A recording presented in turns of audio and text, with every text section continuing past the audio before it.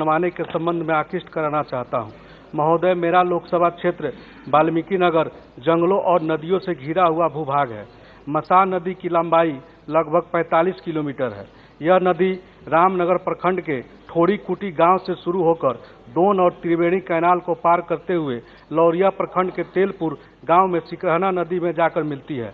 मसान नदी में प्रत्येक वर्ष आने वाले बाढ़ की वजह से प्रखंड रामनगर, बगां 1 तथा बगां 2 के गांव बुरी तरह प्रभावित होते हैं तथा लाखों की संख्या में लोग बेघर हो जाते हैं और जान माल की अत्यधिक क्षति होती है। प्रत्येक वर्ष आने वाले बाढ़ की वजह से हजारों एकड़ कृषि योग्य भूमि नष्ट हो जाती है, जिस वजह से स्थानीय निवासी पलायन करने को मजबूर हो जाते हैं। अतः मैं आपके माध्यम से सरकार से मांग करता हूं कि मसान नदी पर यथाशीघ्र गाइड बांध बनवाने की कृपा प्रदान की जाए। धन्यवाद। श्री अनुभव मोहंती जी। Thank you, sir. So studies have shown that post-divorce, 100% dependent women find themselves in a financially and socially poorer situation. Financial insecurity forces them to continue the relationships despite regular abuses by their counterparts. While starting out in the 1980s, the concept of SHGs has gone beyond its original financial and economic objectives to include women's empowerment as its goal. Several studies have shown that women's membership to SHGs contributed significantly to the increase not only of their personal and household incomes, but also of their sphere of influence in their household and communities, notably in the areas of health and sanitation, water, children education, and liquor ban. Under the able leadership of our revered leader and Honorable Chief Minister of Odisha, Shri Naveen Patnaik sir, the Odisha government implemented Mission Shakti, which is one of the most successful programs since 2001. It provides support to about 7 lakh women SHGs, including more than 70 lakh rural women who have been successfully assisted by enabling them to access financial assistance, undertake capacity strengthening to enhance their livelihoods and income. Hence, through you, sir, I would like to request the central government to consider allotment of a special fund for women's SHGs in Odisha, which will enable them to secure their livelihood, sir. Thank you so much, sir. Jai Hind. Thank you. Shri Ram Shiromani Verma ji. सभापति महोदय, आपने नियम 377 के अधीन सूचना पर बोलने का अवसर दिया, आपको बहुत बहुत धन्यवाद। सभापति महोदय, मैं आपका ध्यान अपने लोकसभा क्षेत्र श्रावस्ती उत्तर प्रदेश में विश्व प्रसिद्ध ऐतिहासिक बौद्ध तीर्थ स्थल श्रावस्ती की तरफ दिलाना चाहता हूं, जहां भगवान बुद्ध ने अपने जीवन काल के सबसे अधिक 24 से 25 वर्ष व्यतीत किए और धर्म परिवर्तन और विश्व शांति का उपदेश दिया।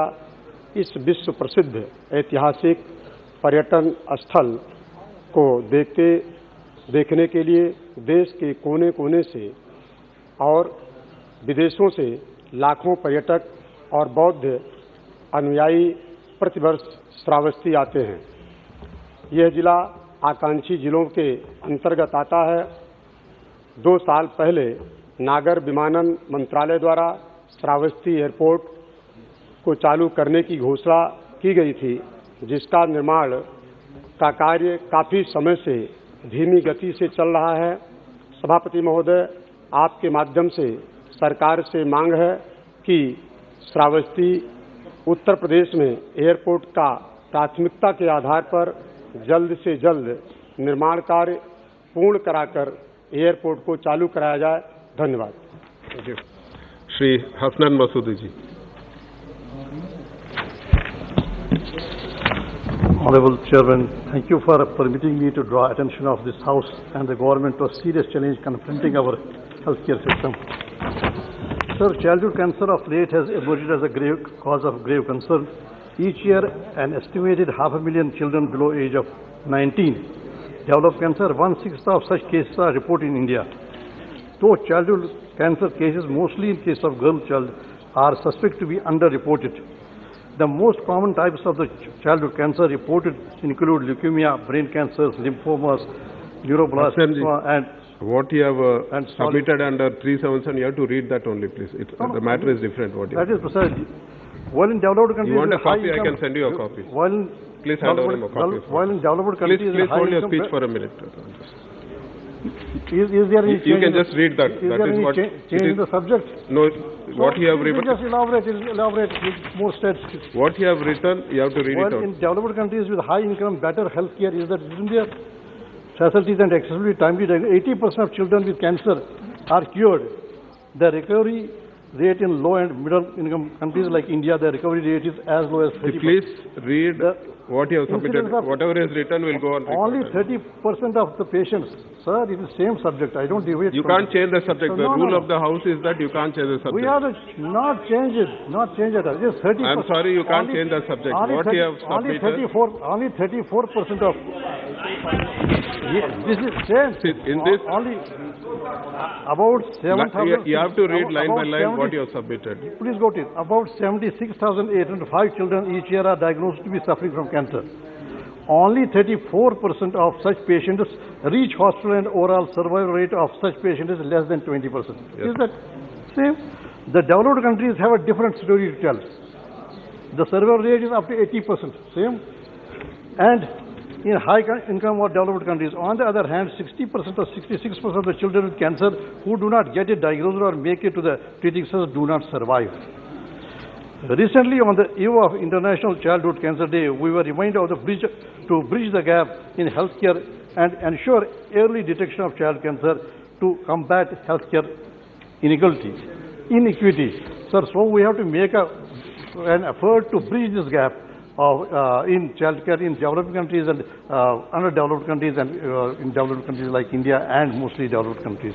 So what we need to do is that we have to strengthen our healthcare system and set up health center facilities at least at regional level, timely diagnosis, telehealth, teleconsultation, telemedicine and IT tools that need to be integrated with the medical and provide medical advice to the patients with attendance. Thank you. Thank you, Chairman, sir, for giving me this opportunity. The Honorable Finance Minister in her budget speech of 2021-22 in para 67 had mentioned that the city gas distribution scheme will be extended to another 100 cities in India in the next 3 years. Considering the fact that in Kerala, already the scheme has been extended to 11 districts and 3 districts, including my home district, Kottayam, this has not been extended.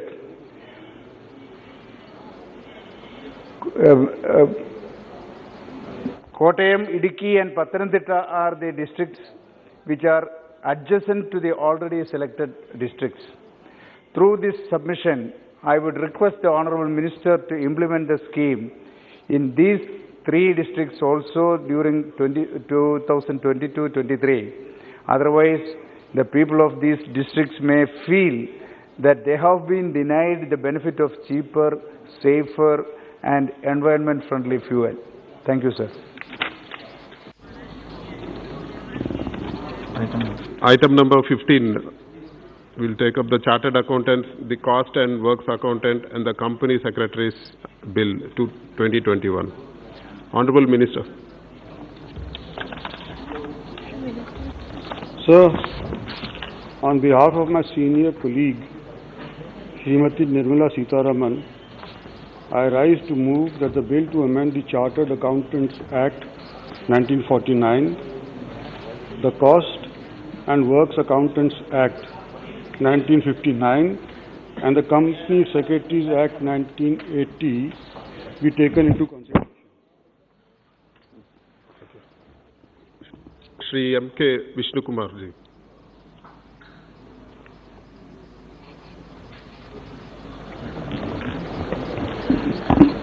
Thank you, Mr. Chairperson. I first of all thank my leader, Srimati Sonia ji, Sri Rahul ji, for permitting me to speak on this bill. This bill is all about the Chartered Accounts, the Cost and Work Accounts and the Company Secretary's Amendment Bill. See, at this juncture, I want to recollect one quote by Charles Scott. He said, creativity is great, but not in the accounts. See, life is full of balance. World is full of balance. To achieve this balance, we are having these chartered accounts, and their nobility and the wisdom of these chartered accounts have brought India up to this kind of level in economic and environment. See, this bill says, because of the economic and corporate climate change, we are introducing this bill. That is what given in this amendment act. I would like to know what is the economic and corporate climatic change that is forcing this government to bring this sort of bill. See, this bill circles around about ICAI, Institute of Chartered Accountants of India, and the disciplinary committee. It's one of the arms of this committee, of the ICAI. ICAI was formed in 1949. It was passed in the parliament, and it is a statutory committee body. It is an autonomous body, but still controlled by the Corporate Affairs, Ministry of Corporate Affairs. But there is no funding by the government. It is a mass institute. It is not like IIT or IIM. It's a class institute. Several lakh students are being promoted as a chartered accounts every year. It has got around 40 members, these ICAI. Out of 40, 32 are from council members. They are chartered accounts. 8 are from the government nominees. See, still, before 10 years, there was no interference from the government. What is the need of ICAI? Why it has to have a disciplinary committee? The disciplinary committee has 5 members. Initially, now they are having 3 members from the council. They are chartered accounts. And by default, the president of the disciplinary committee is the president of the administrative committee, ICAI. The duty of ICAI disciplinary committee is to get the complaints, like from SEBI, from the banks, from the corporates, from the shareholders. Even you and me can go and complain in ICAI about any problem, misconducts in the ICAI and Institute of Cost Accountants and company secretaries. Of course, this committee, disciplinary committee, will listen to all the problems, will scrutinize the merits and demerits of the case, and try to give the punishment and award the punishment accordingly as early as possible. Of course, I do agree. This government is keen in disposing the cases early. I appreciate. We also appreciate. But at the same time, why the interference from the government is so much that earlier the disciplinary committee has only 5 members. Out of 5, 3 are from the ICAI, 2 are already in the government nominee. See, 8 years, 10 years back, there was no interference from the government. But later on, 2 government nominees has to be appointed, was the amendment. And so the ICAI also happily agreed to keep them on board with the 2 government nominees. And now, the government says independent, and appointing one more. That is, they are increasing from 2 government nominees to 3 government nominees of disciplinary committee. Where is the justice? Where is the independence? Where is the freedom? Where is the independent evaluation of the case? The members, and ironically, one more important point we have to note. The president of the disciplinary committee has to be from the government nominee. Where is the justice? Where is the justification?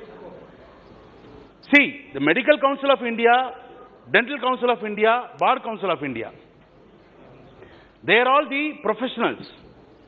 In Bar Council, an engineer cannot be the president, a disciplinary committee. In Medical Council, a lawyer cannot be a disciplinary committee president. See, he decides the case. He awards the punishment. Of course, there is a delay. It will be expedited, no doubt. But where is the freedom for the committee to function? See, the cases are given by SEBI, not in other institutions. They are given by the SEBI, the IT department. What is the nature of the case? Is there any violation in the account standards? Is there any violation in the audit standards? Is the company following the Company Act, IT Act? is the expenditure is overwritten, all those things can be, it's a fact-finding committee. You need to have a professional persons. It is a quasi-judicial. You cannot simply appoint, government cannot arm twist the body by appointing more in numbers, so that out of 5, 3 of them government nominees, where is justification? Where is the freedom? This government claims everything to be free, independent. Before and all, OMG is oh my God expression. Honorable Chairperson knows OMG, oh my God. But now, ordinary citizen says OMG means opaque Modi government. There is no transparency at all. Everywhere the government wants to interfere. See, India, this Indian democracy is very strongest and the largest democracy in the world. Some certain institutions have to run freely. There should not be any domination or arm twisting or muscling by the government. What is the need? What is the climatic change? You are telling about the environment, you are telling about the economic and the corporate change. What is the compulsion for the government to bring one more member from 2 to 3? You are increasing the number. And also the president of the disciplinary committee should be from the government nominee. What is the justification? Why you are not allowing the people to function independently?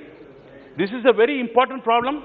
If this bill is being passed today, this will be a black day for the Chartered Accounts of India. One more thing. Ironically, the standing committee, see already there is a ICAI, Institute of Chartered Accounts of India. Now another committee called the Indian Institute of Chartered Accounts can be convened. This is a recommendation by the standing committee. It is a mass institute. It is not a class institute. Several lakh people are being, see, the certification powers are given to ICAI. When you are going to dilute it, 7 lakh students, see, when you are going to dilute the powers of ICAI, what is the need? Why the government has to do, why the government has to give another parallel body called the Indian Institute of Chartered Accounts? It is not fair at all. See, Piyush Goyal, Harish Salve, they are all from the members of the ICAI. See, our honorable member sitting in front of me, he is also a member. Mr. Premchandran, I do not know, he is a lawyer. See, MD Gupta, Rajya Sabha MP, AAP member. I don't know why you are looking at me. You must be a member. See, all the powers are being diluted. See, this should not be permitted. If this house is deaf and mute in this issue, then we are doing injustice to our conscience. The wisdom and the nobility of the Indian Chartered Accounts people should be held high. It should not be diluted. What is the need for the government to introduce this bill at this point of time? What is the why the government says another parallel? And one more thing, this government claims it is for the poor people. It's a very important subject in this bill. What the government says, it can include another chapter to provide for a separate chapter on registration of firms with the respective institutes and include firms under the purview of disciplinary mechanism. And also, very important, to provide for autonomy to the council of respective institutes to fix the fees. See, for medical, you have to spend in lakhs. For engineering also, you have to spend little more. But for chartered accounts, few thousands. But here, the government is giving autonomy to the institutes to fix the fee. Where is the justification? Honorable member, honorable chairperson, I sincerely submit, even the members from the treasury branch also should think with the conscience. See, if the institute started fixing the fees, if the government is giving full autonomy to the institutes, then where is the limit? Where is the ceiling? Where the poor people, even though they are competent enough, they are qualified, how they can get this education of chartered accounts? These things should be considered, and the Congress party strongly object the introduction of this bill, sir, and this bill should not be passed, and let the honorable minister give a comprehensive bill. If the deed is so important, let them come with a comprehensive bill where the fee structure is revised, where there is a ceiling, and the governance, the disciplinary committee members should not exceed the members of the ICAI. The council members should exceed the government nominees, otherwise the balance will not be met, and thereby the downfall of our country as far as the chartered accounts will begin. So we should vehemently oppose this bill, and I thank you very much, sir. Thank you. Shri Subhash Baharia ji. धन्यवाद सभापति महोदय। मैं इस bill के समर्थन में खड़ा हुआ। महोदय ji, chartered accountant amendment bill, cost and work accountant amendment bill, company secretary amendment accountant bill 2021 के समर्थन में बोल रहा हूँ। महोदय जी, चार्टर्ड अकाउंटेंट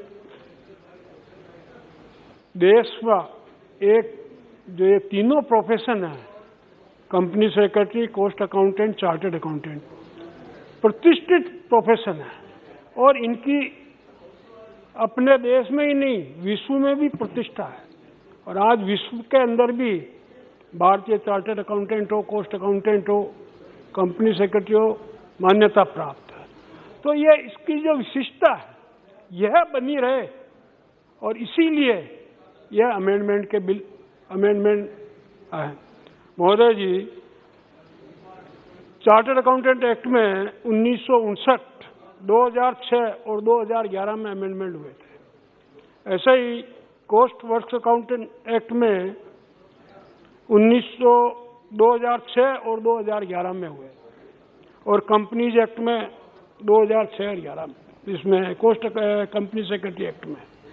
तो ये अलग अलग अमेंडमेंट स्थिति के अनुसार जैसे जैसे समय परिवर्तन होता जाता है तो समयानुकूल कानून में परिवर्तन जरूरी है। और इसी कारण से यह क्यों यह बिल आया महोदय जी, institute of chartered accountant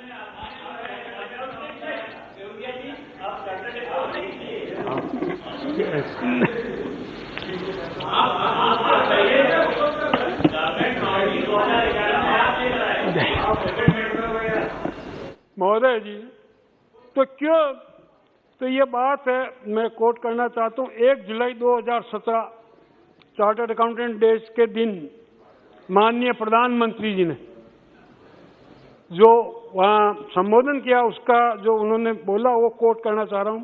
coat, I quote, instead of referring to more data, I want to put my thought before you, CA brothers, a person or a client pay tax only when the environment around him is conducive, which motivates him to pay the tax honestly.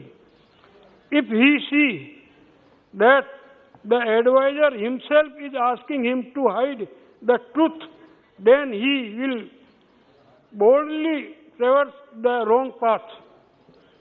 Thus, it is equally important to identify such wrong advisors and take strict action against them. For that, you also have to take tough steps. CA is an arrangement in which human resources development is done only by you. Curriculum is made by you only. You conduct the exam, rules, regulations are also made by you, and your institute only punishes the culprits. Now the question arises, there the temple of democracy in Parliament of India, which is the voice of 125 crore countrymen that time. He has given so much authority, then why is it that in the last 11 years only 25 chartered accountants have been prosecuted? Did only 25 people make a mess? And I have heard then more than 1,400 cases is still pending for many years now.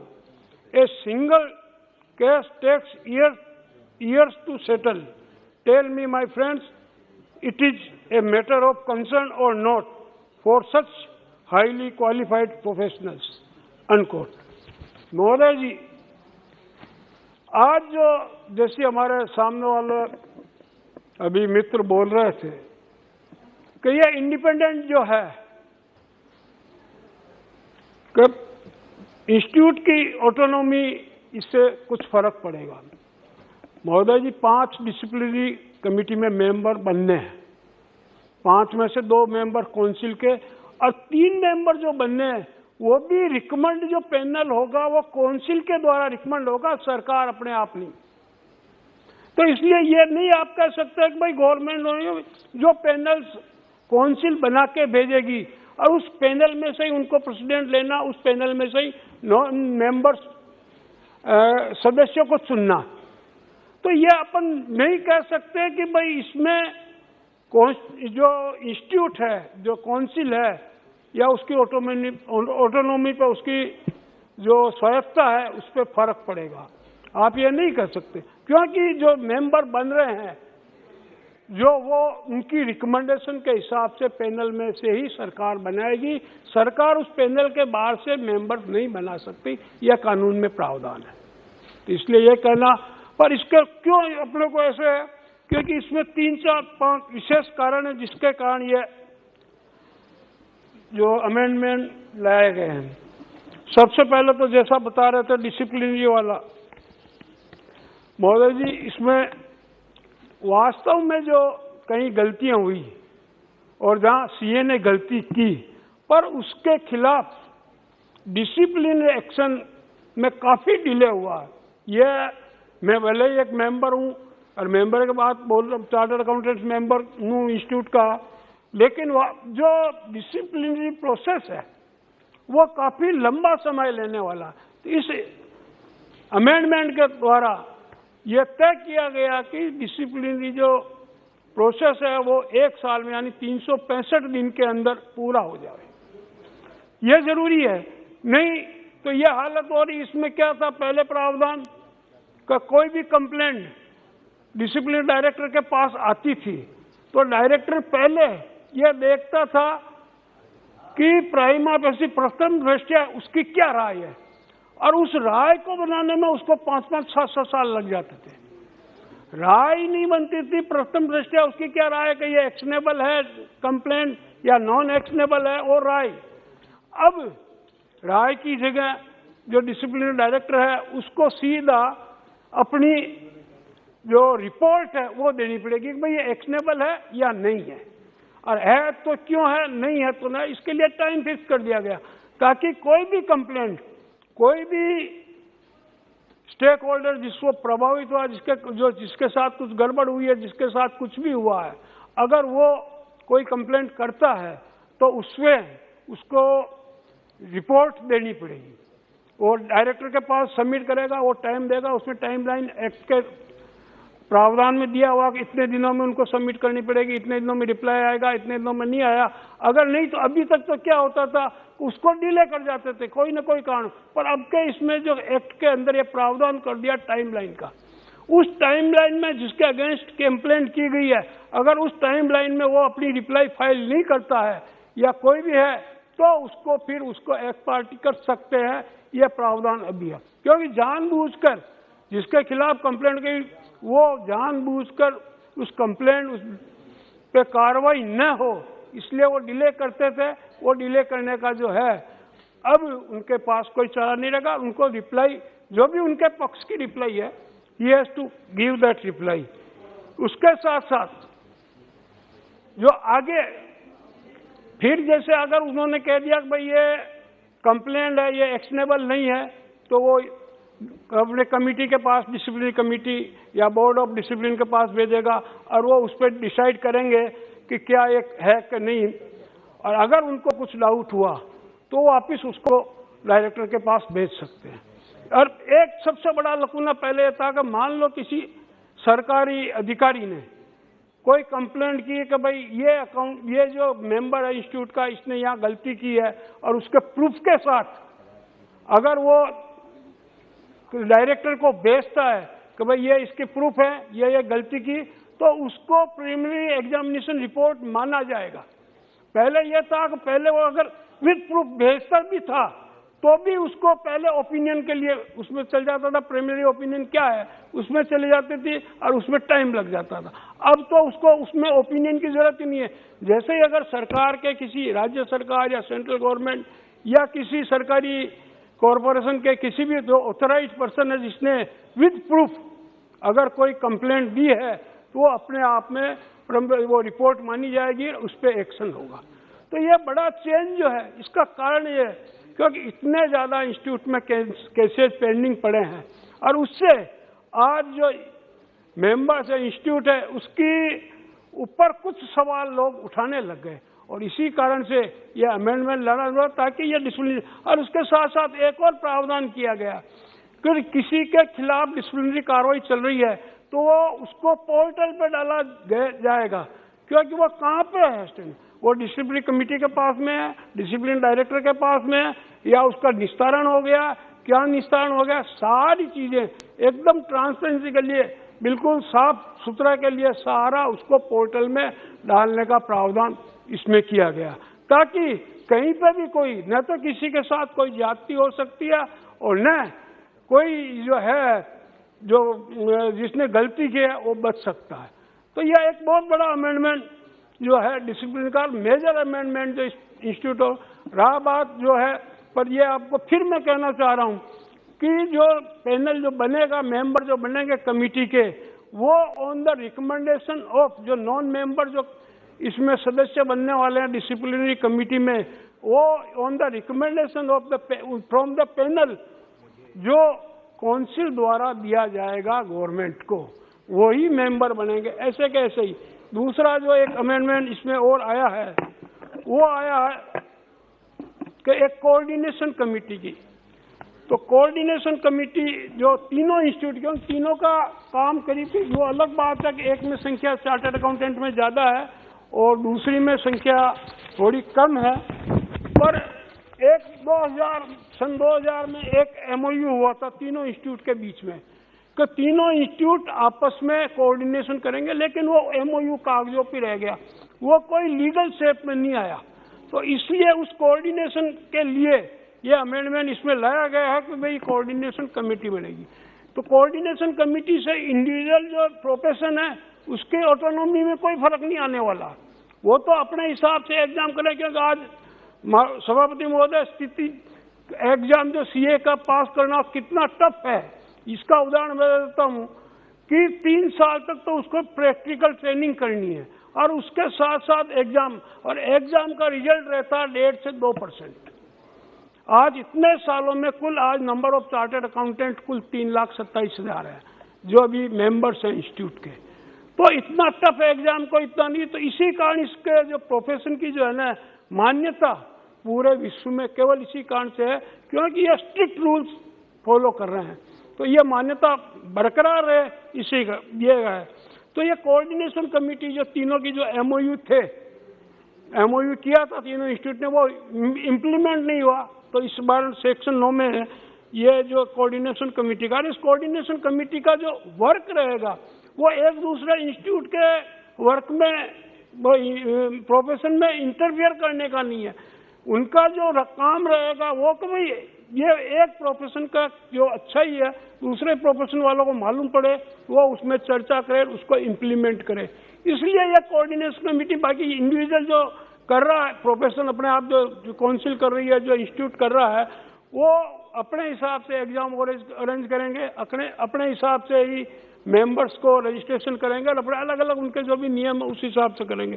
तो ये coordination committee जो है आपस में जो है effective collaboration आपस में हो क्योंकि institute chartered accountant cost accountant company secretary more और वैसे एक ही तरह के हैं लेकिन थोड़ी सी जिम्मेदारी चार्टर्ड अकाउंटेंट पे क्योंकि वो वेरीफाई करता है वो ऑडिट करता है वो सर्टिफिकेशन करता है इसलिए थोड़ी उन पे ज़्यादा होती है। तो ये इसलिए कोऑर्डिनेशन की जो है ये एक जो सबसे बड़ी बात है कि पहले क्या होता था कि किसी कंपनी के ऑडिट किया कहीं पे भी सर्टिफिकेट दिया और किसी चार्टर्ड अकाउंटेंट फर्म में कि किसी पार्टनर ने उसको वेरीफाई किया सर्टिफाई किया और अगर उसमें कुछ गलती हुई तो केवल जो साइन करने वाला है क्योंकि इस जो एक्ट के अंदर ये प्रावधान नहीं था कि किसी चार्टर्ड अकाउंटेंट फर्म पे कोई कार्रवाई हो सके इसलिए जो व्यक्ति साइन करता था वो जिम्मेदार होता था, फर्म नहीं होती थी। इसीलिए एक नया चैप्टर इसमें जोड़ा गया है कि उस फर्म को भी रजिस्ट्रेशन कराया जाए ताकि जैसा जो पार्टनरशिप फर्म का नियम है का पार्टनर इंडिविजुअल भी लाइबल है, फर्म के हिसाब से कलेक्टिवली लाइबिलिटी होती है। तो उस हिसाब से अगर कहीं वो पार्टनर किसी गलत जगह गलत साइन करता है या गलत कुछ सर्टिफिकेशन करता है और वो प्रूव हो जाता है तो उसकी लाइबिलिटी पूरी फर्म की आती है, कार्यवाही पूरी फर्म और उसके पार्टनर्स के खिलाफ होगी। तो यह एक जो उनको बचने का रास्ता था फर्मों में, बड़ी बड़ी फर्मों में, तो इसका जो उस रास्ते को बंद करने के हिसाब से यह अमेंडमेंट किया गया है। एक जो आगे एक ऑडिट, क्योंकि इंस्टीट्यूट ऑफ चार्टर्ड अकाउंट ये सबसे बड़ी बात है, तीनों इंस्टीट्यूट जो है ये ऑटोनोमस बॉडी है और सरकार की तरफ से एक पैसा भी ग्रांट नहीं मिलता है। तो कई बातचीत आई थी जो कहते थे कि नहीं साहब इसके सीएजी ऑडिट, तो सीएजी ऑडिट नहीं कर सकता क्योंकि सरकारी ग्रांट का पैसा एक भी नहीं है। तो नया इसमें दिया कि पहले क्या काउंसिल तय करती थी कि भाई ये व्यक्ति इस कंपनी का, कि council institute of chartered accountant का काफी बड़ा फंड है और वो सारा उनके मेंबर से, उनके स्टूडेंट से, फीस से यह आया हुआ वही है, कोई सरकारी उसमें ऐड नहीं है, कुछ भी नहीं है। लेकिन वो ऑडिट के लिए जो पहले काउंसिल तय करती थी कोई ऑडिटर को, अब जो है वो काउंसिल केवल सीएजी ने जो पैनल बना रखा ऑडिटर्स का, चार्टर्ड अकाउंटेंट्स का, उसी में से ऑडिट कर सकेगी। और उसके साथ साथ एक और नियम है कि जो कभी काउंसिल का मेंबर रहा है 4 साल तक वो ऑडिटर चार्टर्ड अकाउंटेंट इंस्टीट्यूट का ऑडिटर नहीं बन सकता, क्योंकि 4 साल तक क्योंकि मेंबर रहा है। इसके अलावा काउंसिल के इलेक्शन में भी जो पहले 3-3 साल का टाइम पीरियड था और एक मेंबर 3 बार इलेक्शन 3 बार कंटिन्यूस बन सकता था, लेकिन अब उसको 4-4 साल करके काउंसिल मेंबर्स को और उसके प्रभारी को 4-4 साल करके और 2 बार का यह अमेंडमेंट किया। इसमें कोई वो विषय नहीं। और एक जो सबसे बड़ा जो इसमें हुआ है कि पहले जो इंस्टीट्यूट का प्रेसिडेंट होता था, काउंसिल का जो अध्यक्ष होता था, वो एग्जीक्यूटिव ऑफिसर भी वही होता था, काम भी जो है वर्क भी सारी जिम्मेदारी उसकी थी। अब इसमें थोड़ा सा पावर सेपरेशन का किया। वो तो एग्जीक्यूटिव जो प्रेसिडेंट जो है वो केवल ये देखेगा कि जो प्रोफेशन है वो एज पर एक्ट चल रहा है कि नहीं चल रहा, लेकिन जो प्रशासनिक काम करने के लिए जो सेक्रेटरी है उसको चीफ एग्जीक्यूटिव ऑफिसर बना दिया गया, ताकि डे टू डे वर्किंग जो भी है under the supervision of the president, day to day working secretary के या प्रशासनिक जो है, जैसे एग्जीक्यूटिव पावर है वो सेक्रेटरी के पास हो गई और डिसीजिव पावर जो है वो प्रेसिडेंट के पास, काउंसिल के पास ही रहेगी। उसमें कुछ नहीं, पर उसको एग्जीक्यूट जो काउंसिल ने निर्णय किया उसको एग्जीक्यूट करना वो जिम्मेदारी सेक्रेटरी की होगी, क्योंकि एग्जीक्यूटिव वो चीफ वो होगा। इस महोदय जी, तो यह जो आज है, मैं भी एक मेंबर हूँ और हो सकता है इंस्टीट्यूट का मेंबर हूँ और हो सकता है कुछ साथी नाराज भी हो, लेकिन ये जो अमेंडमेंट आए हैं ये इंस्टीट्यूट प्रोफेशन के हित में आए हैं और इससे पूरा आगे प्रोफेशन बढ़ेगा। और इसके साथ साथ मैं कहना चाहता हूँ महोदय जी, आपके माध्यम से सरकार को, माननीय वित्त मंत्री जी को, कि केवल चार्टर्ड अकाउंटेंट की गलती से ही कोई फ्रॉड नहीं होता है, उसमें काफी कुछ होते हैं, बहुत इन्वॉल्व होते हैं। केवल चार्टर्ड अकाउंटेंट को दोषी ठहराना भी गलत है। ये उनके साथ जो है ये बिल्कुल, क्योंकि केवल उसकी वजह से नहीं होता है। और मेरा जो है वादा है इसके साथ साथ, क्योंकि अभी आने वाले समय में बहुत दिक्कतें आने वाली, क्या दिक्कत आने वाली मैं आपको बताना चाहता हूँ। इस कोरोना काल में जो छोटे छोटे इन्वेस्टर थे, जो बैंक में पैसा जो बैंक में जमा कराते थे या कुछ करते थे, वो धीरे धीरे उन्होंने इस कोरोना काल में लगभग 1.5 करोड़ नए डीमेट अकाउंट शेयर मार्केट के लिए, ट्रेडिंग करने के लिए, शेयर मार्केट में इन्वेस्ट करने के लिए लगभग छोटे छोटे इन्वेस्टरों ने 1.5 करोड़ नए। अब ये इनका इन्वेस्टर्स जो जिन्होंने किया है, इनका कैसे प्रोटेक्शन हो सके, तो मैं माननीय आपके माध्यम से सरकार से निवेदन करना चाहता हूं कि एक इन्वेस्टर्स प्रोटेक्शन एक्ट जिससे ये छोटे निवेशक बच सके, क्योंकि आज की तारीख में 3-4 बड़े बड़े मामले चल रहे हैं। उसमें PACL है, आदर्श क्रेडिट कोऑपरेटिव सोसाइटी है, सहारा ये है, इसमें करोड़ों लोगों के लाखों करोड़ रुपए उलझे हुए हैं। और ये पैसा कंपनियों के पास पूरी एसेट्स है, प्रॉपर्टी है, सब है, लेकिन कानूनी लकुनों की वजह से, कुछ कोर्ट की वजह से ये पैसा जो इन्वेस्टर है उनको नहीं मिल रहा है। तो इस पे ध्यान देने की जरूरत है कि कोई ऐसा इन्वेस्टर्स प्रोटेक्शन एक्ट आए ताकि बाकी झगड़े चलते रहे, लेकिन जिसने पैसा लगाया है उसका पैसा जिस हिसाब से उसने सेफ्टी के लिए, अपने फ्यूचर के लिए, अपनी पेंशन का पैसा लगाया, वो वापस उसको टाइमली मिल सके, ये बहुत ऐसा कोई कानून लाना जरूरी है। महोदय जी, तो मैं यही कहना चाह रहा हूँ बस केवल आपके माध्यम से सरकार को, यह एक अच्छा है, पर कहीं न ऐसा न हो जाए जो दूसरों की शंका है कि जो सरकार का उद्देश्य है, मोदी सरकार का मिनिमम गवर्नमेंट मैक्सिमम गवर्नेंस, कहीं यह जो अपने इस हिसाब से कहीं इसमें थोड़ी कुछ गड़बड़ न हो जाए, इसका जरूर ध्यान रखा जाए। आपने बोलने का समय दिया, बहुत बहुत धन्यवाद। श्री ए राजा जी। Sir, Chairman sir, thank you very much for this opportunity given to me. Sir, I used to register my appreciation, apprehension and accusation in mixed manner. Yes, latter part. Some of the provisions are deserved to be appreciated. Some of the provisions create apprehension in the mind of the professionals and public. And I am having my own accusation against the bill that this government is having some hidden agenda in their mind. Sir, appreciation in the sense, the attempt that has been made to have a legislation to revamp the entire system of profession of chartered accountancy, as the government sensed it, some scrutiny is essentially needed. To that extent, it is deserved for appreciation. What has been said in the state objectives and statement of objectives and reasons, the motto of the bill is, as mentioned in the objectives, to deal with the misconduct by the institutions. What are the institutions? Indian Institute of Chartered Accounts and Indian Institute of Cost Accountant, Indian Institute of Company Secretaries. These three bodies are created under a separate and distinct statutes.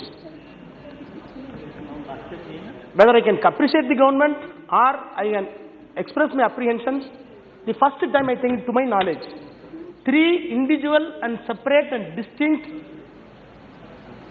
institutions created under a separate, distinct identities and created under different statutes have been corrected by a single legislation. It is unknown to the jurisprudence, unknown to the legislative ethics.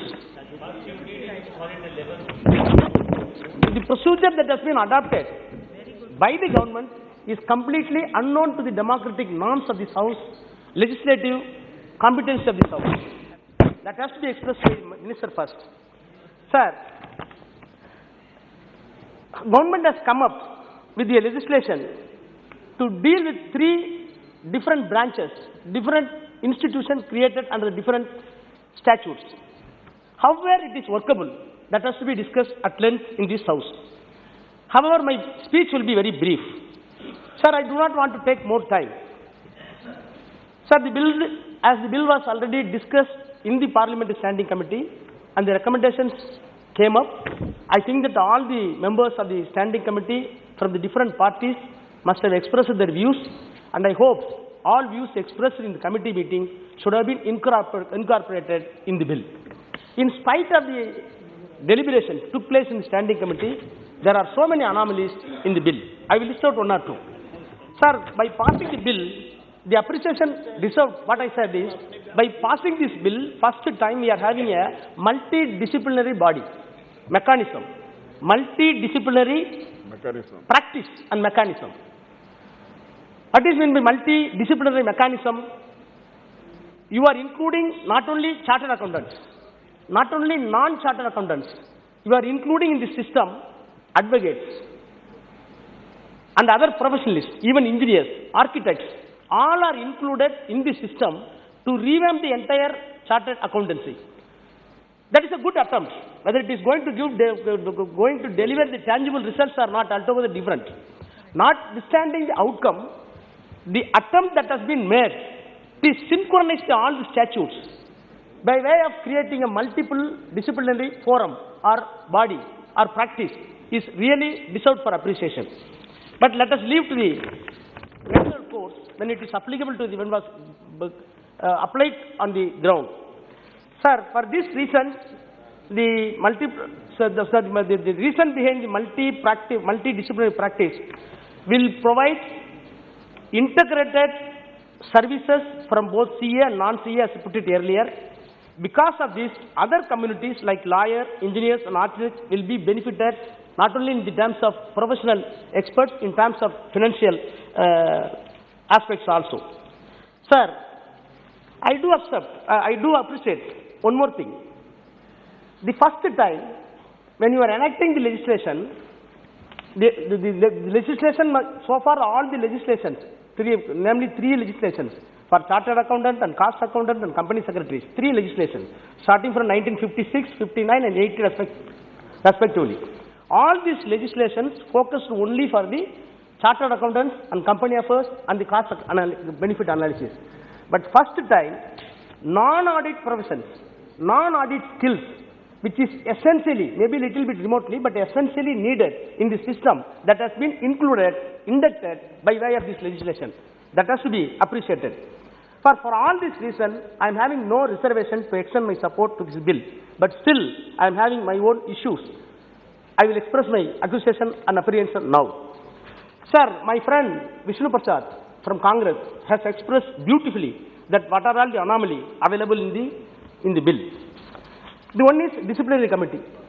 The second one is coordination committee.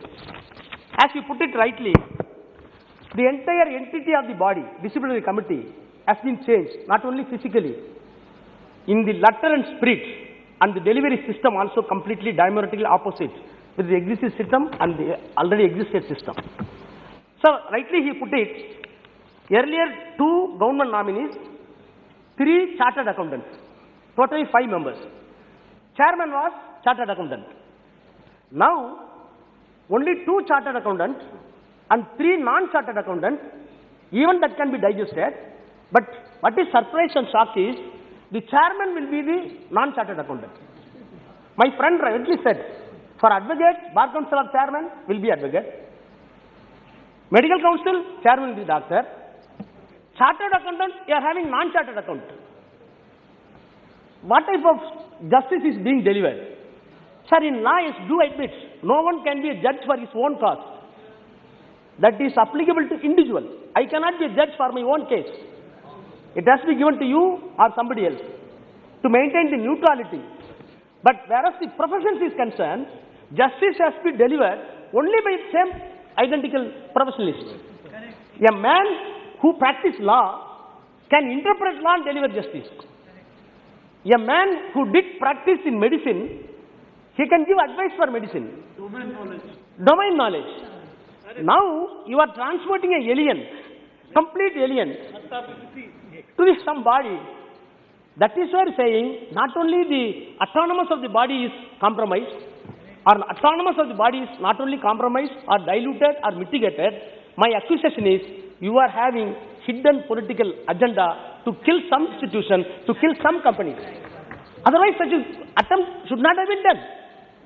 Similarly, coming to the coordinating committee, not only, sir, before, as Vishnu Prasad rightly said it, a man who is supposed to be the chairman of the Chartered Accounts Committee's Disciplinary Committee's chairman, he must know the nitty-gritty of the accounting standard. He must know the very micro-level knowledge in auditing standards. Accounting standards, auditing standards, even one step I can go further, even ethical standard is there. All these standards must be weighed only by a profession, namely CA. But you are putting a non-CA and wanted to measure the accounting standard, auditing standard and ethical standard. It is not practically possible. That is why I am accusing you are having some hidden agenda. Coming to the coordination committee. Coordination committee, also there is a problem. You devise the terms and conditions for the coordination committee. So the coordination committee must be confined within the terms and conditions. You just have a perusal. Any ordinary, reasonable and prudent man, it does not need any rich knowledge. Any ordinary, reasonable, prudent man can peruse the line, terms and conditions, and can say the terms and reference now device is traveling beyond the terms and reference. That is why I am having the present president of the Chartered Accountants Association Institute. They expressed their apprehension that government is having some hidden agenda. It is not fair on the part of the government. So for these reasons, disciplinary committee and coordination committee attempt that has been made with malicious intention to kill somebody, to kill some institute, even it may be politically motivated. That is a hidden agenda. I do sense it. Please, to that extent, you must have courage to withdraw the bill, amend the bill, or let it be referred to the another committee, select committee, cutting across the political parties members can give their ideas, then let it be piloted before this house. With these words, I commend this bill. Thank you. Select. Shri Saugataraji. I rise to speak on the Chartered Accountants, Cost and Works Accountant and Company Secretaries Amendment Bill 2021. This bill was brought to Parliament in 2021 December. It was referred to the Standing Committee, of which Mr. Jayant Sinha is the chairman and of which I also happen to be member. The Standing Committee has by and large, it has more or less endorsed the bill. But the Standing Committee mentioned certain things which the ultimate bill has not followed. What is it? The Standing Committee mentioned that the autonomy of these institutes should not be hampered. Yes, regulation is to be ensured, but in making regulations you should not throw out the baby with the bathwater, and that is what has happened. The bureaucrats in the Corporate Affairs Ministry have increased their stranglehold on these three independent professions through this bill. Why? Now they are saying that there will be a coordination committee consisting of the three types of professionals: chartered accountants, cost accountants and company secretaries. And it will be headed by the Secretary, Corporate Affairs. The bill aims at bringing discipline to the professions. But the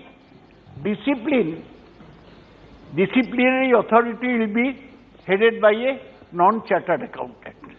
And the disciplinary committee would have more non-CA members than CA members. Sir, this is what the government is doing generally. You know, earlier there was an elected Medical Council of India. They dismissed that. Now they have got National Medical Commission, all appointed people. They want to take away the power of all professional bodies, medical profession. Then Bar Council power they will slowly take away. They are taking away the power of these professionals. I do not say that these professions are perfect. We all know that chartered accountants, these institutes, have purposely limited the number of pass-outs. If the pass-outs are less, then the scope of jobs is more. And I do not know of any chartered accountant who is unemployed. The chartered accountants sign everything from balance sheet of schools, NGOs, companies. The Prime Minister has mentioned that your signature is more important than ours, because if the chartered accountant signs, the balance sheet of a company, it means it's sacrosanct. Now, the chartered accountants have not been ideal in this respect. We all know of Satyam Computers, very famous audit firm of India was engaged. Satyam was showing its shares at an inflated value. It was found that there's total wrongdoing by the chartered accountant company. And recently, you know, ILFS, Infrastructure Leasing and Finance Corporation, they were also caught with their hand in the till, and there also chartered accountants have failed. I know that there is need to control, bring some discipline to the chartered accountants, but it cannot be ensured by giving more power to the Corporate Affairs Ministry. The mechanism within the professions has to be strengthened. And that's why I think that in spite of whatever the standing committee mentioned, it has not gone by the recommendations of the standing committee. Standing committee very specifically said, Mr. Jayant Sinha mentioned that we should not take away the autonomy of this institute. Why have the government taken away the autonomy of the institute? It's all right, smaller things. You increase the term of the council from 3 years to 4 years. You enhance the penalties, fines in case of misconduct. But this amendment hence has become self-defeating. Of course, I know that the chartered accountants are great lobbyists. Earlier also such a bill came, but they lobbied, do not put more restrictions on us. They were successful. But in order to control their lobbying, this is not the way that has been shown. I am against. The panel has said the government should consider setting up an Indian Institute of Accounting, akin to IITs and IIMs across the country for enhancing the development of accounting and finance profession. Good idea. Government has not accepted it. The observation was made. The parliamentary panel also suggested that multiple bodies, as is the norm in advanced nations, are required to promote healthy competition and raising the standards and improving the credibility of financial reporting and auditing in the country. The Prime Minister himself said that chartered accountant's signature is more important than that of the Prime Minister. So he proposed what is already there in the Companies Act, that National Financial Reporting Authority. मैं बताऊं आपको आप तो interest दिलचस्पी लेते हैं ये सब बात में मैं आपको एग्जैक्टली बताता हूं नॉर्मल आदमी का भी सिग्नेचर उतना ही इंपॉर्टेंट है जितना प्रधानमंत्री ये सुनिए I am quoting from business standard prime 2017 26 July the PM Narendra Modi has been particularly keen on curbing corruption and the black economy, and almost all his speeches have stressed on the big and small changes needed to make India less corrupt. Much attention has been focused on the financial rectitude of businesses in India. The Goods and Services Tax. Now,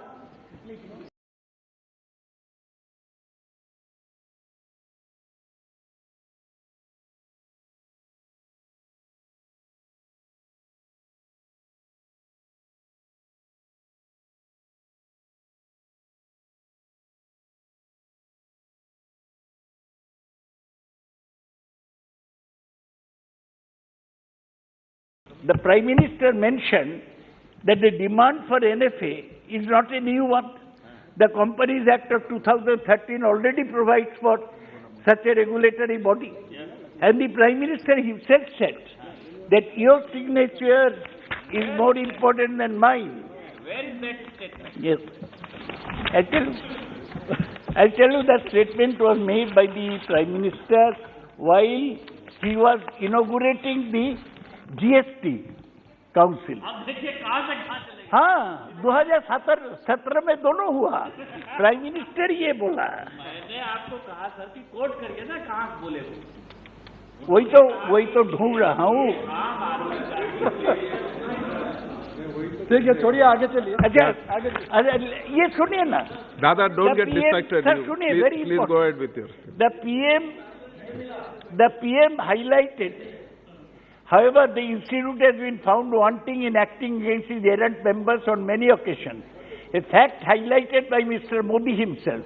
Speaking at the ICAI Foundation Day, he told chartered accountants that their signatures were more powerful than that of the Prime Minister and urged them to introspect and improve their standard. The PM also highlighted the ICAI's embarrassing disciplinary record, wherein only 25 errant auditors have been prosecuted over the past 11 years and 1,400 cases were pending. This was reported by Business Standard 26 July 2000. You need a copy? Sir, मैं उनको copy दूँ क्या? नहीं, please don't. सही चलेगा। अब पढ़ो ठीक से। आपके प्रधानमंत्री ये सब बोलते हैं। दादा, you address the chair here. विरोध करते हैं। You are getting distracted. I'll slowly, sir. Please go ahead with your. I'll slowly wind up. Sir. Yes, I'll yield always. You're a Harvard-trained man. I must yield for you. Jayanji, please. Yeah. Honourable member has taken my name. Unfortunately, it's in vain. He has alluded to the role of the chairperson of the standing committee. There are many other distinguished members here in Parliament who are also chairpersons. And the honourable member, who's been a member of many of these standing committees, knows full well that any report given by a standing committee is not the report of the chairperson, and his name should therefore not be taken in vain. It is the considered consensus view of all honourable members in that committee, including the honourable member himself. So I would request him to speak about the standing committee, not about an individual. I don't think that would be appropriate. Yeah, thank you. That's fine. It was not his personal. Dada, please, you go ahead with your thing. Don't get distracted. Sir, please go ahead with your thing. That's why I say, as Mr. Raja suggested, that we must have a special committee on this report of the standing committee. Because the report of the standing committee has not been followed. The government has been intent in its purpose of increasing the stranglehold of the corporate affairs ministry bureaucracy on the independent profession of chartered accountants. This is not to say that chartered accountants do not help in setting up shell companies. This is not to say that they are, at many times, they are complicit in the acting of the firms, especially shell companies. But this is also to say the choice is not between the baby and the bath water. You can't throw out the baby with the bath water. So please, I'll urge the government, please give some leeway, some independence, some autonomy, and improve the disciplinary mechanism by all means. Bring in people from outside to judge the chartered accountant. I do not agree with this theory of domain knowledge, that only chartered accountants can deliberate on the misdeeds of chartered accountants. If there are, non-chartered accountants can also deliberate on them. With that, sir, I'll again recommend to the government to have a fresh look instead of going by the report of the bureaucrats of the Corporate Affairs Ministry. Thank you, sir. Srimati B. Satyavati. Thank you, Chairperson, sir. क्या हुआ? वही लिखा था.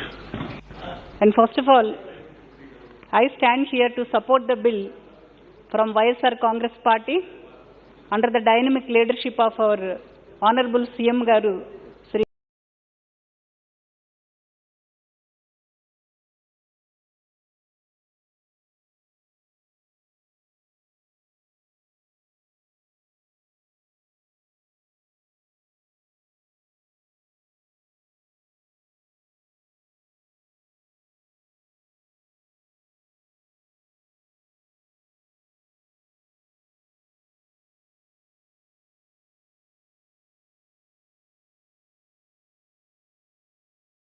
YS Jaganmohan Reddy garu. Chairperson sir, cases and strengthening of the disciplinary mechanism amongst others. The Act also provides for increased roles for the 3 professional organizations, including Institutes of Chartered Accountants of India, the Cost Accountants of India, and the Company Secretaries of India. Chairperson sir, here I want to bring some positive points about the bill. One is time-bound disposal of cases. The Amendment Act sets out specific time limit for disposal of inquiries by Board of Discipline and Disciplinary Committee. And the second one is disciplinary action against CA firms. Currently, Chairperson sir, the Institute of Chartered Accountants of India, ICAI, can only initiate action against its members. However, with the amendment, the ICAI can not only take action against the individuals, but also against firms for lapses and professional misconduct. Thus, Chairperson sir, the Amendment Act certainly widens the scope of disciplinary action to deal with the inclusion of a member in his individual capacity or as partner or owner of the firm. And the third one, setting up of coordination committee.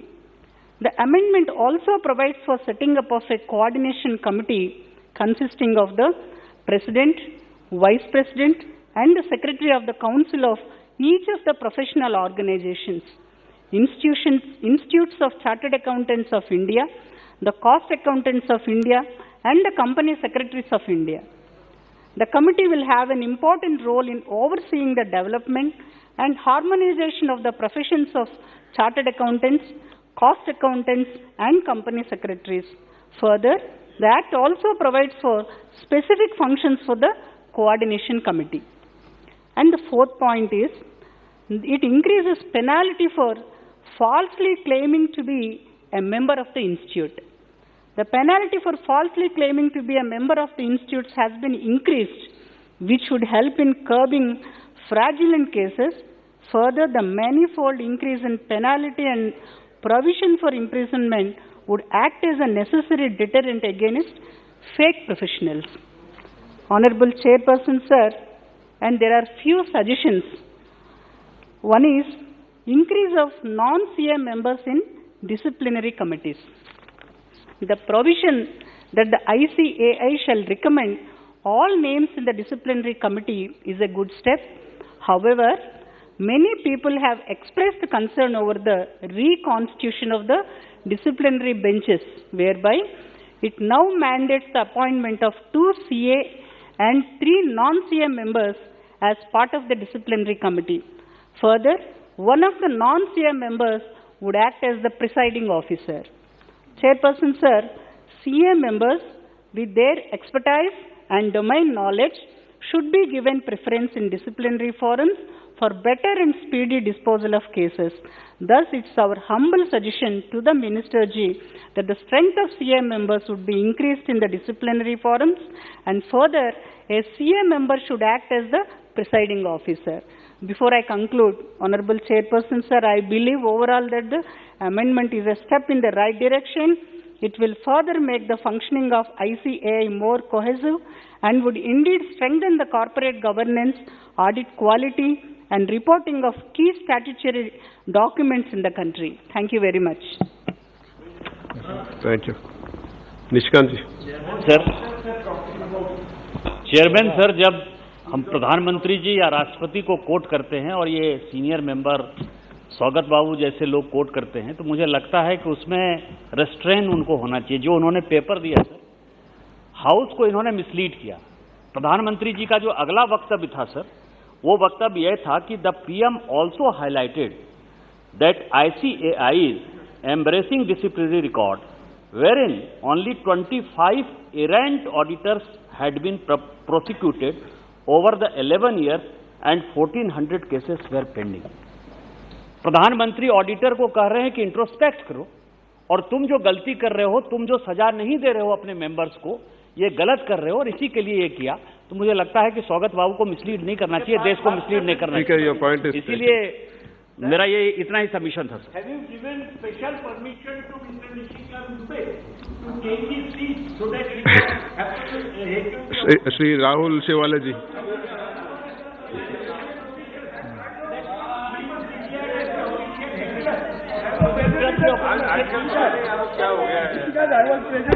Thank you, Chairman sir, for giving me this opportunity for expressing my views on Chartered Accountants, Cost and Work Accountants and Company Secretaries Bill. Chairman sir, there are several countries where the dual model of accounting institute exists, such as Canada, USA, UK, Bangladesh, Pakistan and Sri Lanka.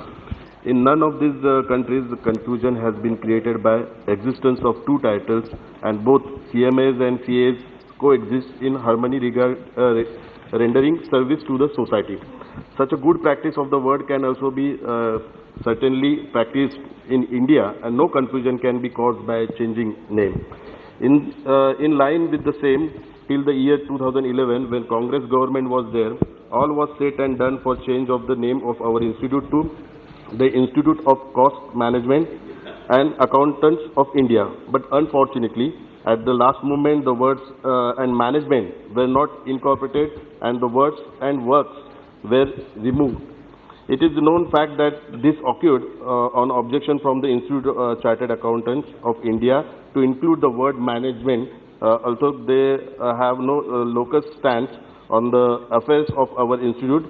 Because of this, there is no level playing field to cost and management accountants in India and also abroad who can establish their firms abroad.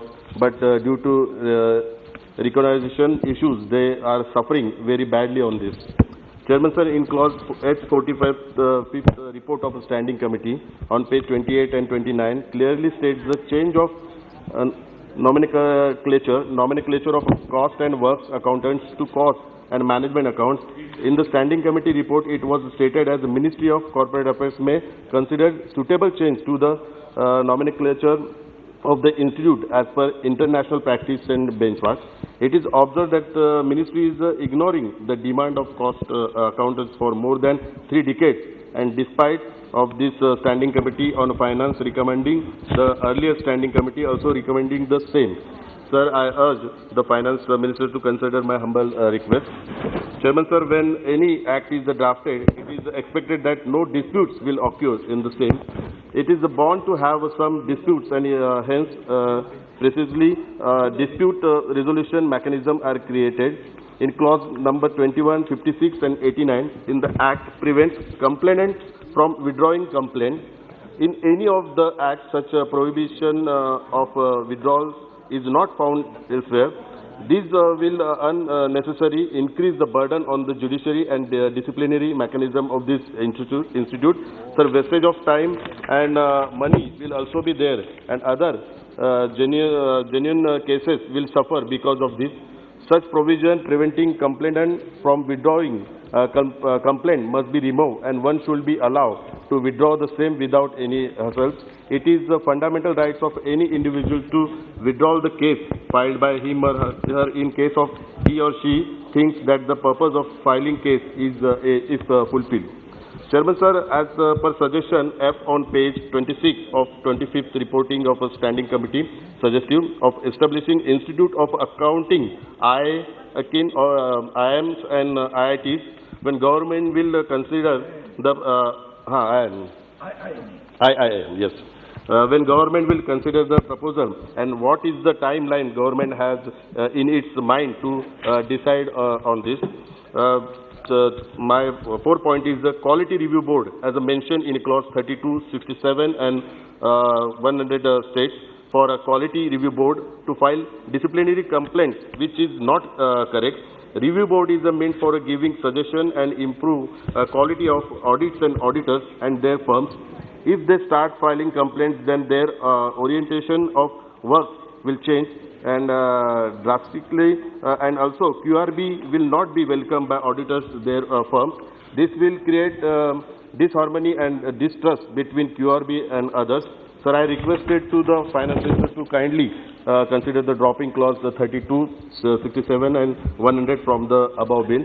My fifth point is in clause 22, 23, 57, 58, 90 and 91 stipulated timeless for inquiry by the disciplinary committee and a disciplinary board. We have seen failure of insolvency and bank corruption law for following timelines given by the courts.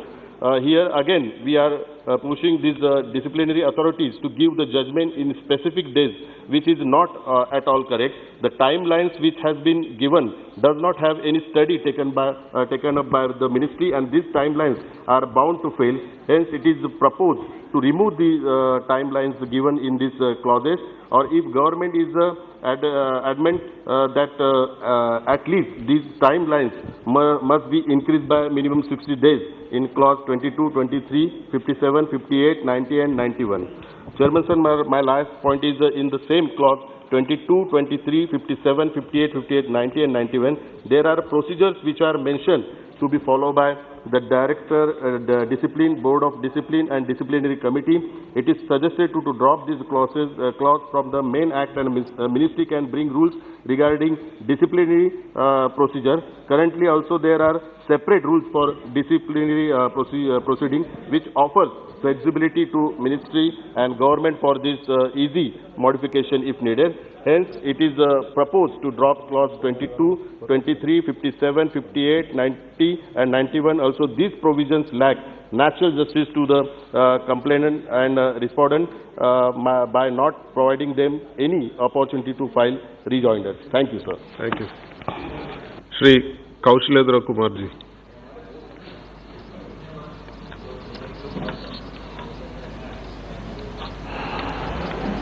सभापति महोदय, आपने मुझे chartered accountant, लागत एवं संकर्म, लेखापाल और company सचिव संशोधन विधेयक 2021 पर बोलने का मौका दे, इसके लिए बहुत बहुत धन्यवाद। संस्थाओं में अनुशासनात्मक तंत्र को मजबूत बनाने एवं मामले को त्वरित निपटाने सुनिश्चित करने का भी प्रावधान किया गया है। सभापति महोदय, विधेयक के उद्देश्यों एवं कारणों के अनुसार इसके माध्यम से चार्टर्ड अकाउंटेंट्स अधिनियम 1949, लागत एवं संकर्म लेखापाल अधिनियम 1959 तथा कंपनी सचिव अधिनियम 1980 में संशोधन का प्रस्ताव है। यह बिल काफी महत्वपूर्ण है क्योंकि यह आर्थिक गतिविधियों एवं कंपनियों के संचालन को नियंत्रित करती है। अतः संस्थान में अनुशासनात्मक तंत्र मजबूत हो और संस्थानों को गति मिले, यह जरूरी था। इससे सभी कार्यों के लिए एक सीमा निर्धारित किया जा रहा है। संस्थानों में प्रशासनिक और अनुशासनिक शाखाओं के बीच कोई हित का टकराव न हो, ऐसी व्यवस्था की गई है। वैसे यह तीनों संस्थान चार्टर्ड अकाउंटेंट, लागत और संकर्म, लेखापाल, कंपनी सचिव एक स्वायत्त संस्थान है। इसकी पूर्ण स्वायत्तता बनी रहे। मैं सरकार से यही आग्रह करना चाहता हूं कि स्वायत्तता संस्थान की स्वायत्तता में सरकारी दखल से संस्थान की कार्य क्षमता पर प्रभाव पड़ता है, वह नहीं होना चाहिए। इन तीनों संस्थानों की कार्यकलापों को रेगुलर समीक्षा होनी चाहिए और सुधार के उपाय होनी चाहिए। इन तीनों संस्थान में मुख्यतः चार्टर्ड अकाउंटेंट का महत्वपूर्ण रोल है। करप्शन को रोकना यह अहम भूमिका रहती है। यही अकाउंटेंट करते हैं, उसका रिपोर्ट तैयार करते हैं। अतः इन सभी तीनों संस्थानों की स्वायत्तता बरकरार रहे, यह मेरा पुनः आग्रह है और मैं इस बिल का समर्थन करता हूं। बहुत बहुत धन्यवाद। Thank you. Shri B. Mahatab ji. Thank you, Chairman, sir. It's my privilege that when I'm speaking, you are in the chair. Thank you. And the Minister, Finance, Corporate Affairs had introduced this bill, and today we have our friend here also piloting this bill. There are some specific issues which needs to be cleared or clarified. the statutory monopoly that was provided to certain organizations or institutions earlier is now being changed. It's a good thing or it's a bad thing or it is just a normal thing in the present circumstances, that is something which future will tell. But there is a conscious decision that statutory monopoly of certain organizations are now being changed, and government intervention has become a necessity at some quarter. That is why these changes are occurring. Why you are doing it? That is a question which we have to corroborate, whether in other parts of the world these things are happening or not. And I think my friend from Shiva Sena mentioned about certain countries where these changes have already occurred, especially the developed countries where these changes have already occurred. Coming to the bill that is before us today, I would say there are 4 or 5 points in the background which we should always understand. Over the years, the government has taken various measures to curb possible corporate misdoings. Some have also mentioned the names of those corporate bodies. In recent years, the role of some chartered accountants has also come under regulatory scanner. The move to reform the disciplinary mechanism of professionals is part of effort to improve corporate governance and the quality of preparation of reporting of key statutory documents. Chartered accountants play a key role in the preparation and audit of financial statements, while company secretaries play a role in meeting statutory compliances. Cost auditors are vital in sectors where use of resources and energy needs close monitoring and have a bearing on the business competitiveness. Auditors, accountants, and company secretaries are considered as the first gatekeepers of corporate governance, on which the legal framework lays trust. The government is keen, I believe, to address the gaps in the self-regulation of professionals by the 3 institutes. Sir, you have very correctly put forth and very succinctly also have put forth. There are certain things which needs to be appreciated. There are certain apprehensions which are also there. And there is a need to make certain corrections, if I remember your speech correctly. Said acquisition. I said corrections. That's why I said corrections.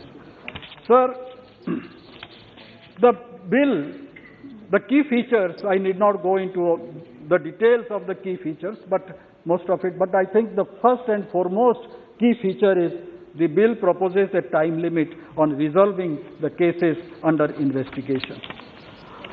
There are a number of other issues, and I need not go into those. But while analyzing the bill, the new provision has been introduced to prohibit a chartered accountant firm from practicing up to 2 years, or to cancel its registration for any period, or to impose a penalty maximum up to 50 lakhs of rupees, where a partner or owner has been repeatedly found guilty of misconduct within a period of 5 years. These changes are very harsh. Removal from membership even for 1 day destroys the life of a chartered accountant professional because of the break in membership, which plays a crucial role in getting future assignments. While stronger penalties and punishment will act as a deterrent, it may also dissuade chartered accountant professionals from joining together to form bigger audit firms that can match the scale and size of the firms affiliated to international firms like PricewaterhouseCoopers, Deloitte, KPMG, and the EY. Majority of non-CA members in the committee can pose challenges to litigants when the subject matter in litigation would mostly be analyzed with reference to the domain knowledge of chartered accountants, and in the process reduce the new composition as a bureaucratic hegemony.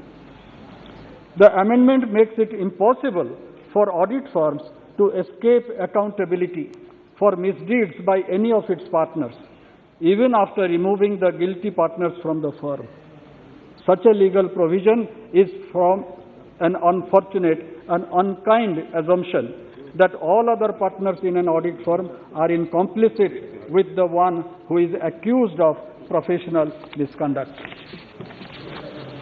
Sir,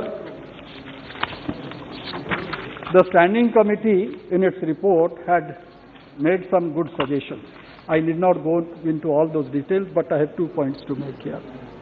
The qualification and licensing of accountants, which my friend had just now mentioned, in United States, in United Kingdom and Canada is done by multiple bodies.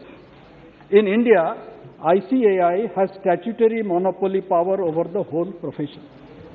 Thus, the scope for improving the quality and competency of the profession remains limited. I believe multiple bodies on the lines of advanced countries are needed to promote healthy competition and improve the credibility of financial reporting. Setting up academic institutes, as has been suggested by the Finance Standing Committee, for accounting for further development of accounting and finance profession is praiseworthy. Standing Committee also has suggested that the role of head of council and the executive head may be separated as proposed in the bill to bring about greater efficiency in decision making and functioning of the council. So here I like to mention relating to disciplinary mechanism. I need not quote the clauses, but there are 7 clauses relating to this disciplinary mechanism. Clause 22, 23, 57, 58, 90 and 91, about which it was said.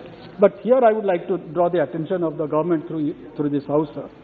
In the statement of objects and reasons of the bill states that it seeks to address the conflict of interest between the administrative and disciplinary arm of the institutes. To achieve this, the bill proposes to change the composition of the 2 disciplinary entities to allow for more external representation. However, these external members will be selected from a panel of persons prepared by 3 councils. Thus, while the bill reduces the role of 3 professional institutes with respect to representation of the Board of Disciplines and the Disciplinary Committee, it continues to rely on the councils for nominating the external members. Note this, that under the current framework, the external members on the Disciplinary Committee of the 3 professions are nominated by the central government independently. Under the CA Act, the central government independently nominates 1 member on the Board of Discipline. It is unclear. That's why when my friend Subhasji mentioned that we have actually brought in more independence into the thing, here the confusion arises.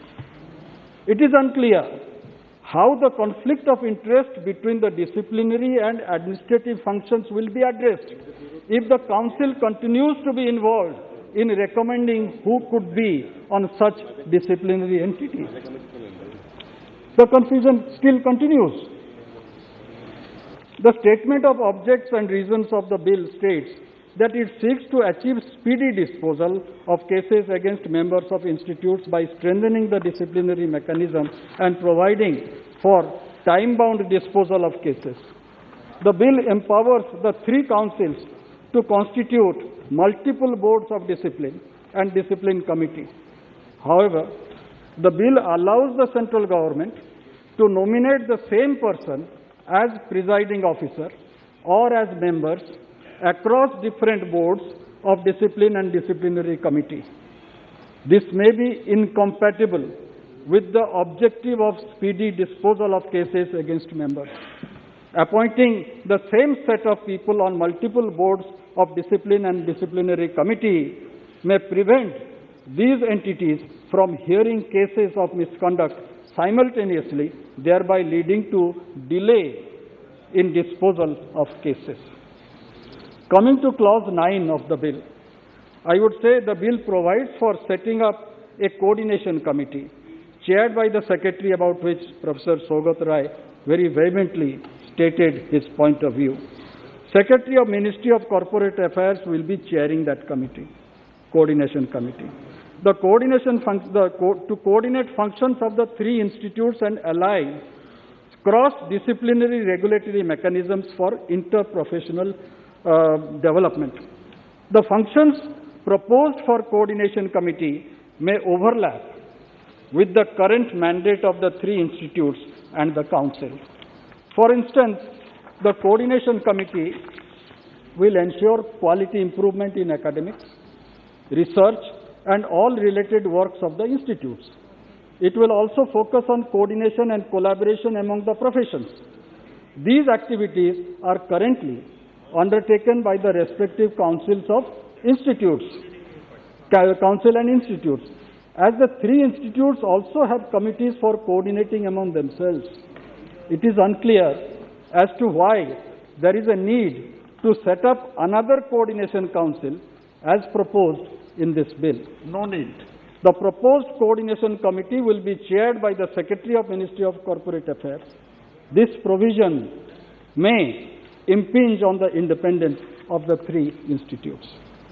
Coming to clause 11, 16, 47, 51, 80 and 84. I have a limited point here, sir. The bill seems to be turning the position of the President in the three councils into a non-executive post. The Secretary of the respective councils are being designated as Chief Executive Officers. However, the bill holds the respective Presidents responsible for implementing the decision of the council. It is unclear how the President will ensure that the decisions taken by the council are implemented. At the same time, the Secretary is proposed to carry out the administrative functions of the institute as a Chief Executive Officer. So you make the Chief Executive Officer accountable. Why you are making the President accountable? I fail to understand. That is very much there in the bill. The bill seems to be separating the responsibility for governance and execution by prescribing separate roles for the President and the Secretary of the Council, but holding the President responsible for implementing decisions, which is an executive role, may be against the framework of separation of powers as proposed in the bill. And the last point that I would like to, last clause on which I would like to is relating to the disclosing details of cases being investigated may harm reputations. And this is relating to clause 18, 20, 53, 55, 86 and 88. The bill provides for disclosure of pending complaint or actionable information against members of the institute and firms registered with them. For the three professions, the Board of Discipline or the Disciplinary Committee decide whether a member is guilty of an alleged misconduct. Publishing details of members of firms found guilty or imposition of any penalty may be useful information for prospective and current clients. However, recording details of actionable information or pending complaint in the register of members and register of firms before they are found guilty will definitely adversely impact their reputation. Regulators of other professions, such as doctors, publish details only of those blacklisted or suspended from practice. According to the National Medical Commission Act 2019, the Ethics and Medical Registration Board and State Medical Council are required to maintain, just 2 minutes, sir, the National Register and State Register respectively. These registers contain details such as the name, address, and all recognized qualifications of licensed medical practitioners, while the Indian Medical Register contains details of doctors who have been blacklisted along with dates of suspension and revocation of suspension if applicable. It does not contain details of complaints against the doctors. Sir, before I conclude, I must say it is important to facilitate a business-friendly environment for corporates as well as professionals in India. It is therefore vital that Indian laws and regulations on professional service keep pace with changing market dynamics. Opening up professional services to competition is necessary, and therefore audit firms should be allowed to advertise with some restrictions.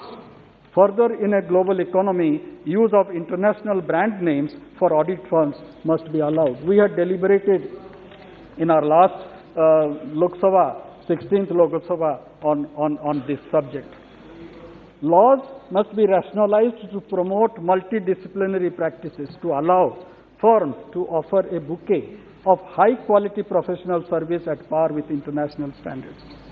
The Advocate Act 1961 needs to be rationalized also.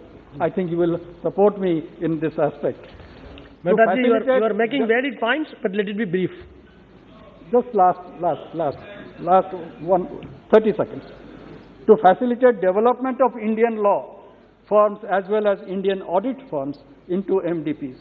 Adopting these three measures, that is advertising, branding, and multidisciplinary practices, will not only enhance the standard of services offered to corporates, but also facilitate the audit firms to expand in size, in operation, enabling them to compete internationally. Thank you, sir. Thank you. Simri Supriya Sule. Sir, I stand here to speak on the Chartered Accountants, Cost Works and Accountants and Company Secretaries Amendment Bill 2021. Sir, as I was growing up in school and college, these were professions we always looked up to. When somebody said, my son is a chartered accountant, the first thing is we are complimentary. Oh my God, what a competitive child, must be very bright. And like my friend, glorious profession, you're right.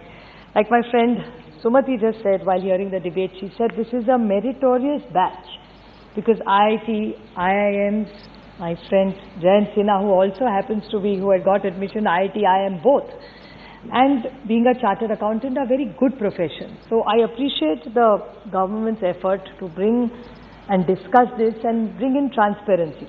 I think in this new world, years of technology, professionalism, I think globally this is something we need to do, which is a good thing.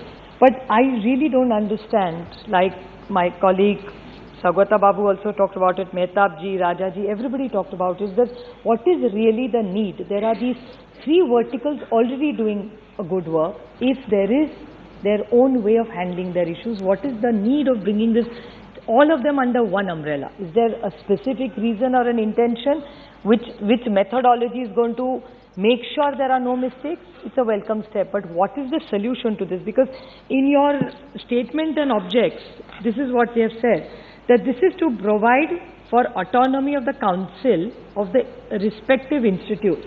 Now I'm quite amused. Either the treasury benches are confused. I can't understand. But I will come to that because Bedia ji made a very nice speech. I compliment him, but it's slightly different from what the government is trying to communicate and what he said. He said that this will help simplify and reduce governments interfering and bring in more autonomy. How does this bring in more autonomy? It's actually the other way around. I mean, like Rajaji rightly said, that what is really the agenda? There is a hidden agenda, and I think I'd like to second what he said, that why are you taking the autonomy away of this institute by bringing in government? And one very good point he made, he was very happy to share with us that there is no money is given by to run any of these institutes by the government. So if government, so that means these are privately run professional institutes for the last 70 years in this country. So what is the need to say that we need to audit, our people need to go in? This defeats logic. So something which is independent, which does not take a penny. I am not saying this. The chartered accountant himself, who is speaking on behalf of the treasury benches, is saying, कि सरकार से पैसा नहीं लेते. So why are you auditing then? Why are you interfering in institutes and playing in an area which doesn't belong to you? I mean, this is then no more a democracy, right? I don't want to use harsher words, but this is where exactly we are heading. So this is a very serious concern for me. Then he raised something about investors' protection. I second that. Every investor should be protected, sir. I'd like to bring to the notice what Saugata Babu said. He talked about Satyam. I still remember growing up, sir, the American crisis, the Goldman Sachs dream. Every child all over the world wanted a job in Goldman Sachs. What happened? You know what happened. Then there was AAAAA, then DHL, ILFS, like Dr. Satyavati said. Everybody said, it was very interesting. And it's exactly what Modi ji, the Honorable Prime Minister, said. That he said there are the 4 big boys who are the auditing team. Now, what is interesting about the 4 big boys, which I've spoken earlier in one of my speeches, is they will only audit, they will give you a AAA rating, they will only tell the bank that yes, this is a good company, and when it goes down, they will only say it's a bad. So, how does this work? So, अच्छा है बोलने वाला भी वही है, गलती निकालने वाला भी वही है, and then the bank, when it comes out, then I mean, who takes accountability of this? And Honorable Modi ji said the same thing. He said there were 4 big boys playing here in this game, where in India needs, by 2002, at least 2022, big 8. Now, have the big 8 come or not? I really don't know. Because a lot of jingoism happens in this government, so I don't know. But really, where are we headed in this whole thing? And already there are multiple bodies and regulators. Do we really need another regulator, or are these not strong enough? What existing regulation is there is my question to ask to this honorable government. Second thing, they've talked about balance sheets and issues, lot of things about 3-year audit, 5-year audit, 2-year audit. My question to you, sir, is if you are an auditor for 3 years of a company, somebody comes in according to this new rule and he's a whistleblower. What protection will you give the whistleblower? There is still a grey area in it. So will whistleblowers be protected? Now, this is something I don't have proof to, but this is what I've heard and I'd like to put it on, and I'm happy to take it back if it is wrong. Let me put that on the table. That I was informed, and it has come in some media papers also, but I don't have confirmed, because normally I like to table what I say. I like to authenticate what I say. When demonetization happened, there was a chartered accountant firm which the RBI had chosen to make sure to find out how much money was collected, how many notes were collected, and the government's report was 99.5 or something like that, 99.9%. But there was a grey area where there was some transaction that we've done with our currency with neighboring countries like Nepal. Now that money was, so it was actually above 100%. Now that auditing firm, which is trying to be honest, trying to be very transparent, the following year was asked to leave, and the RBI is not using that firm. So does that mean that when I'm a whistleblower, I'm being honest, when it doesn't suit the government, you will remove them?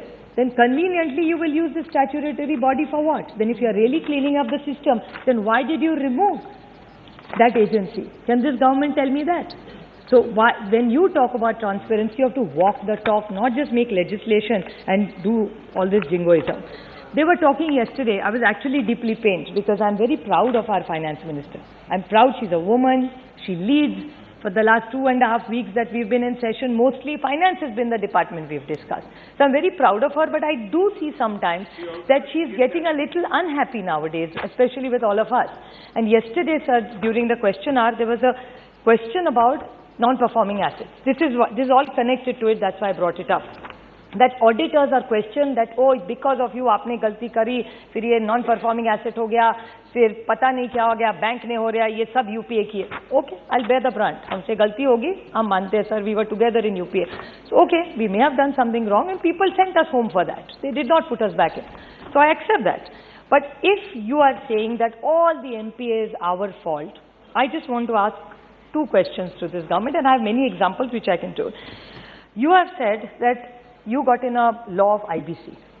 Now in IBC, what are the kind of haircuts you're going? NPA is a bad thing, but haircut is a good thing. What is this logic, sir?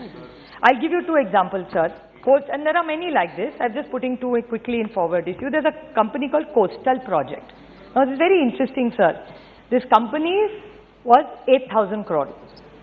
NCLT it came to 1,500, from 8,000 to 1,500, NCLT. Now what is the rule of NCLT? That if 66% people are willing, you can go for that price. If even one banker says no, it is rejected.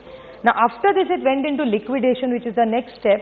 This company which was at NCLT going for 1,500 crores went for 400 crores. किसका नुकसान हुआ? 900 करोड़ का, भारत सरकार का, इस गरीब आदमी का. IVRCL, sir, another one, bigger company, 12,000 crores. What is the NCLT? 2,500 is the cost. You could have sold it for NCLT. Government said no. No NCLT. How much did they sell it for? 800 crores. 2,500. Just in these two companies, more than 2,000 crores Government of India has lost. Sir, this is not only two companies. Saugata Babu, Jet Airways, the total if you did, and this is all in the newspaper. I am not some rocket science. I am not an expert on finance. I am just going by what I am reading in newspapers, sir. 2 lakh crores is what they claim is lost. दोन शून्य किती असतात माहिती आहे का तुम्हाला अरविंदजी? आपल्याला काय माहिती मराठी माणसाला? 2 lakh crores is what this government has lost because they are confused कि NCLT करेंगे तो आरोप हो जाएगा तो liquidation में जाने दो. How? So are you purposely doing it for some cronies? I have no idea. But where is purposely? I don't know who's doing it. But can they answer this question when they attack us on NPA? With full humility we are doing this. But can you tell me, and all these rules that they are talking about, 2013 we had made a lot of bills. You were a part of that cabinet. You know, but they didn't make the rules. So things were delayed, and then it's very easy to blame us that, oh, these people have done all these bad work and they are the ones responsible for it. It doesn't work like that, sir. And talking about autonomy, what worries me about them is every professional institute, this government wants to throttle the voice. How is it going to work? Look at this. This is very interesting. In this objects and reasons they've written, what are the objects of this? Enhance accountability and transparency by providing an audit of accounts of institute firm by chartered accountants appointed annually by a council of panels of auditors by the CAG of India and provide autonomy. What sense does this make? I mean, it almost feels like a joke because this is legislative mockery, sir. I mean, it's absolutely legislative mockery. Because all these confusion signals that they are giving us, there is one committee, another committee, somebody from the government coming, corporate affairs. What are you doing? And then my friend Shiv Kumar Udasi was talking yesterday of ease of doing business. Shiv Kumar Udasi, all this is not going to help doing ease of business, sir. This is only going to make a problem. The beginning and ending is totally contradictory. Mohammed Bashir.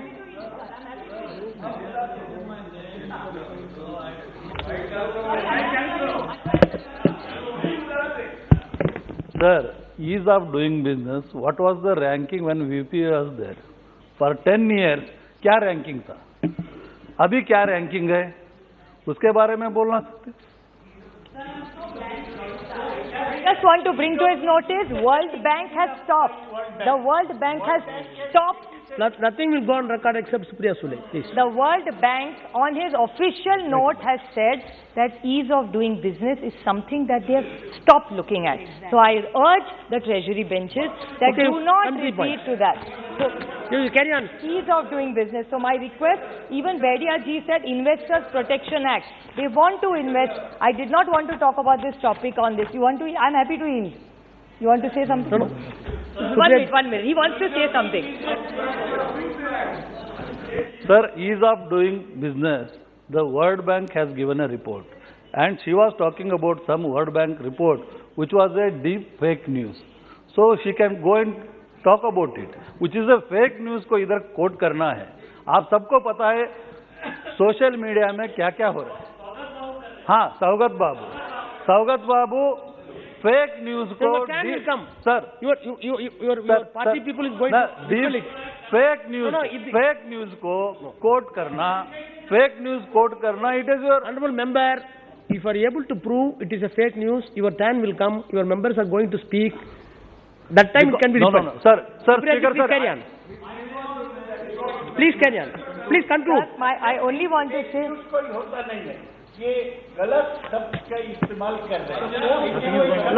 Nothing will go on record. Supriya, please carry on. Sir, I'm so worried about these. I'm so worried about the news item. Don't invite trouble.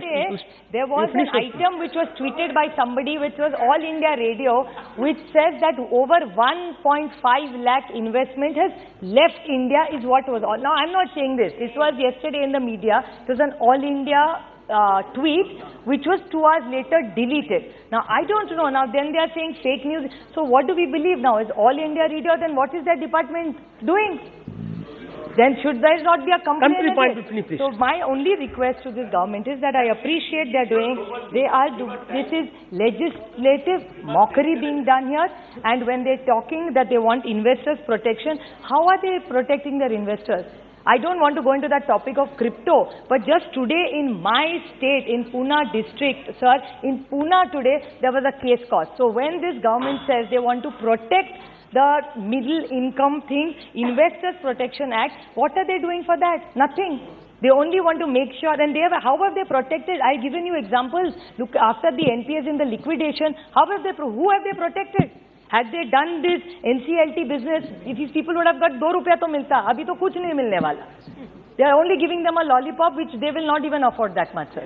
So I request this government to make sure not to make a mockery like all the earlier speakers have said. Send it to a select committee. It can be discussed, but today's chartered accountants do not need this kind of interference. No organization needs interference. Tomorrow sports mein karenge. So what will happen then?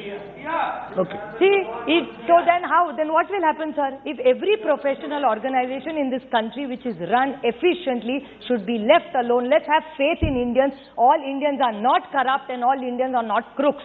So let the professionals do their job and let the government do its job. Thank you, sir. Sri Mohammed Bashir. Sir, so thank you very much, sir. Worldwide, this kind of legislations are taking place. As far as India is concerned, here also it is inevitable. Government says that this amendment is to meet the changes taking place in the economic and corporate environment, and this country is also, this kind of a legislation is very much required. It is also stated that amendment of this act are based on the recommendation of the high-level committee constituted by the Ministry of Corporate Affairs. Now, sir, while reacting on this, I am with a mixed feeling. Now, the intention of the government may be good. The intention and that desire is what? One, strengthening the disciplinary mechanism, speedy disposal of the cases, that too within a time frame, provide for a separate chapter on registration of the firms, enhance accountability and transparency, provide autonomy to institutions for fee fixing kind of things.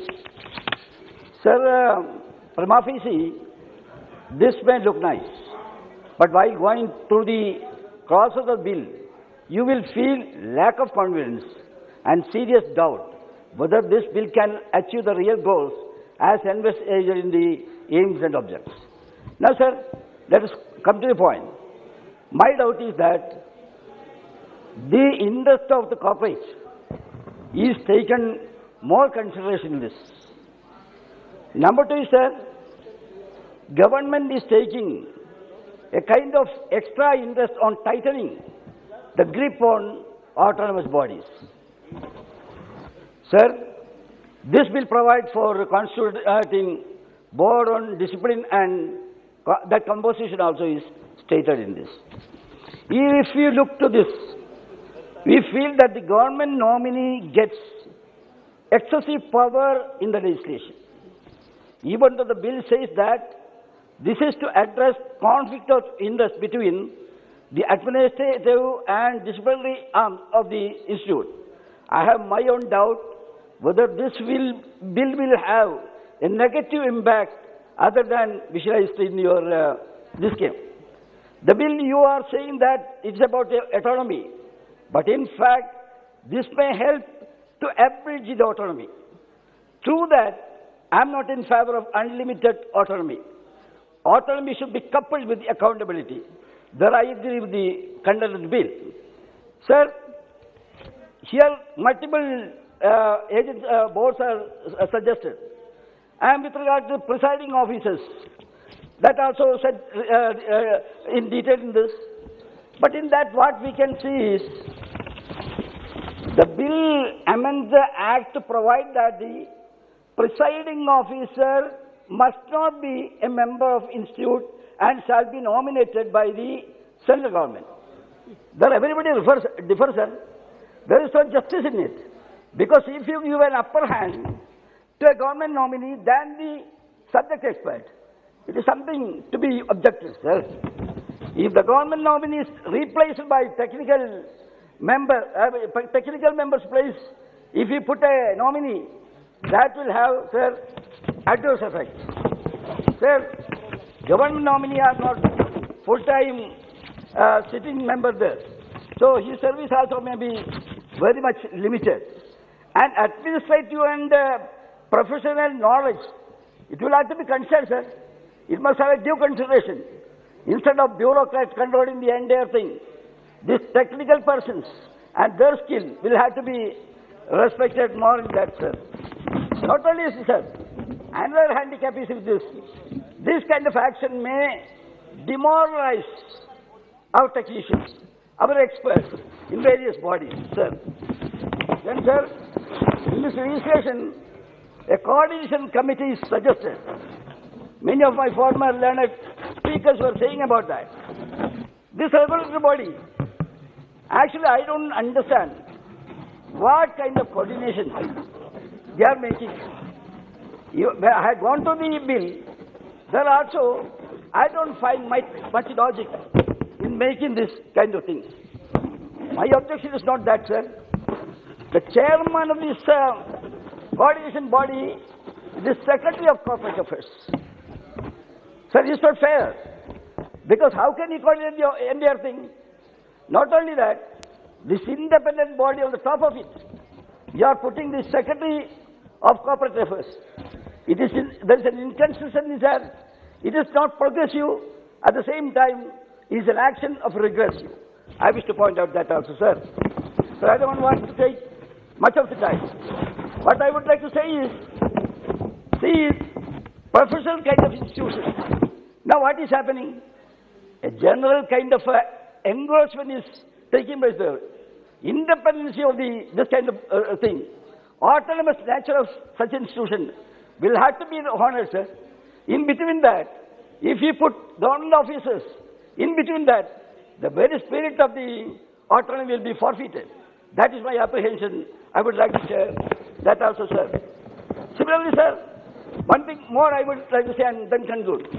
Now, this brief discussion is okay. The other persons, they have made their observations. But at the same time, it must have discussion, threadbare discussion at a wider circle. So, sir, I humbly suggest that this may be referred for a select committee. So, with a few observations, I conclude. Thank you very much.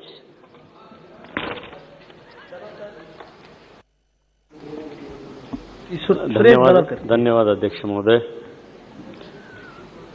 The chartered accountant, the cost and work accountant and company secretary's amendment bill 2021 पे बोलने का मुझे मौका दिया. महोदय, ये विधेयक अनुशासन समिति के प्रमुख के रूप में गैर सीए के लिए प्रावधान करके चार्टेड अकाउंट पेशेवरों को शक्तियों को कम करता है. अनुशासनात्मक कार्रवाई के मामले में केवल उचित विशेषज्ञता और अनुभव वाले सीए को निर्णय लेने की अनुमति दी जानी चाहिए, लेकिन ये विधेयक उस प्रावधान को समाप्त कर रहा है.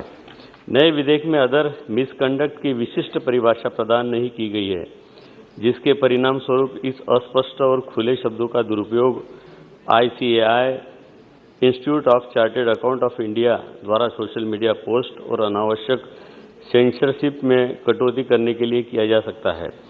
विधेयक में सीए लागत लेखाकारों और कंपनी सचिवों के लिए 3 संस्थाओं के बीच कार्य को समन्वित करने के लिए एक समन्वय समिति का गठन किया गया है. तथापि ICAI द्वारा इस बात पर चिंता व्यक्त की गई है कि ऐसी समिति संस्थाओं को स्वायत्तता और निर्णय लेने में अनावश्यक घुसपैठ का कारण बनेगी. पीएम मोदी जी ने कहा था कि बैंक करप्सी कोड और दिवाला समाधान प्रक्रिया जैसे कानून बनाने में सीए की बड़ी भूमिका है. फिर भी इस मामले की सच्चाई यह है कि इंसॉल्वेंसी एंड बैंकरप्सी कोड, जिसे एक बड़े सुधार के रूप में भी पारित किया गया था, पूरी तरह से विफल हो गया है. अब तक अधिनियम तहत CIRP कारपोरेट दिवाला समाधान प्रक्रिया के लिए संदर्भित 3,312 मामलों में से केवल 190 को समाधान द्वारा बंद किया जा सका है।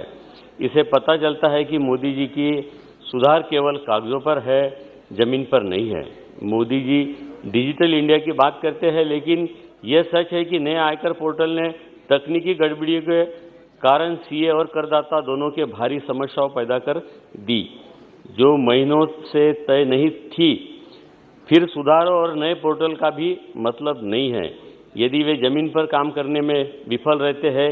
इस प्रकार मौजूदा कानूनों में सुधार की ज़्यादा जरूरत है। मुझे लगता है कि मोदी जी की सरकार को मौजूदा कानूनों को बेहतर कार्यान्वयन सुनिश्चित करने पर अधिक ध्यान केंद्रित करना चाहिए। धन्यवाद अध्यक्ष महोदय।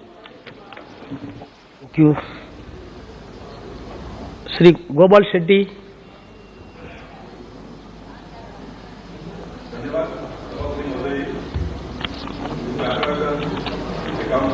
Cost and Works Accounts and the Company Secretary Amendment Bill 2021 का समर्थन करने के लिए मैं खड़ा हूं।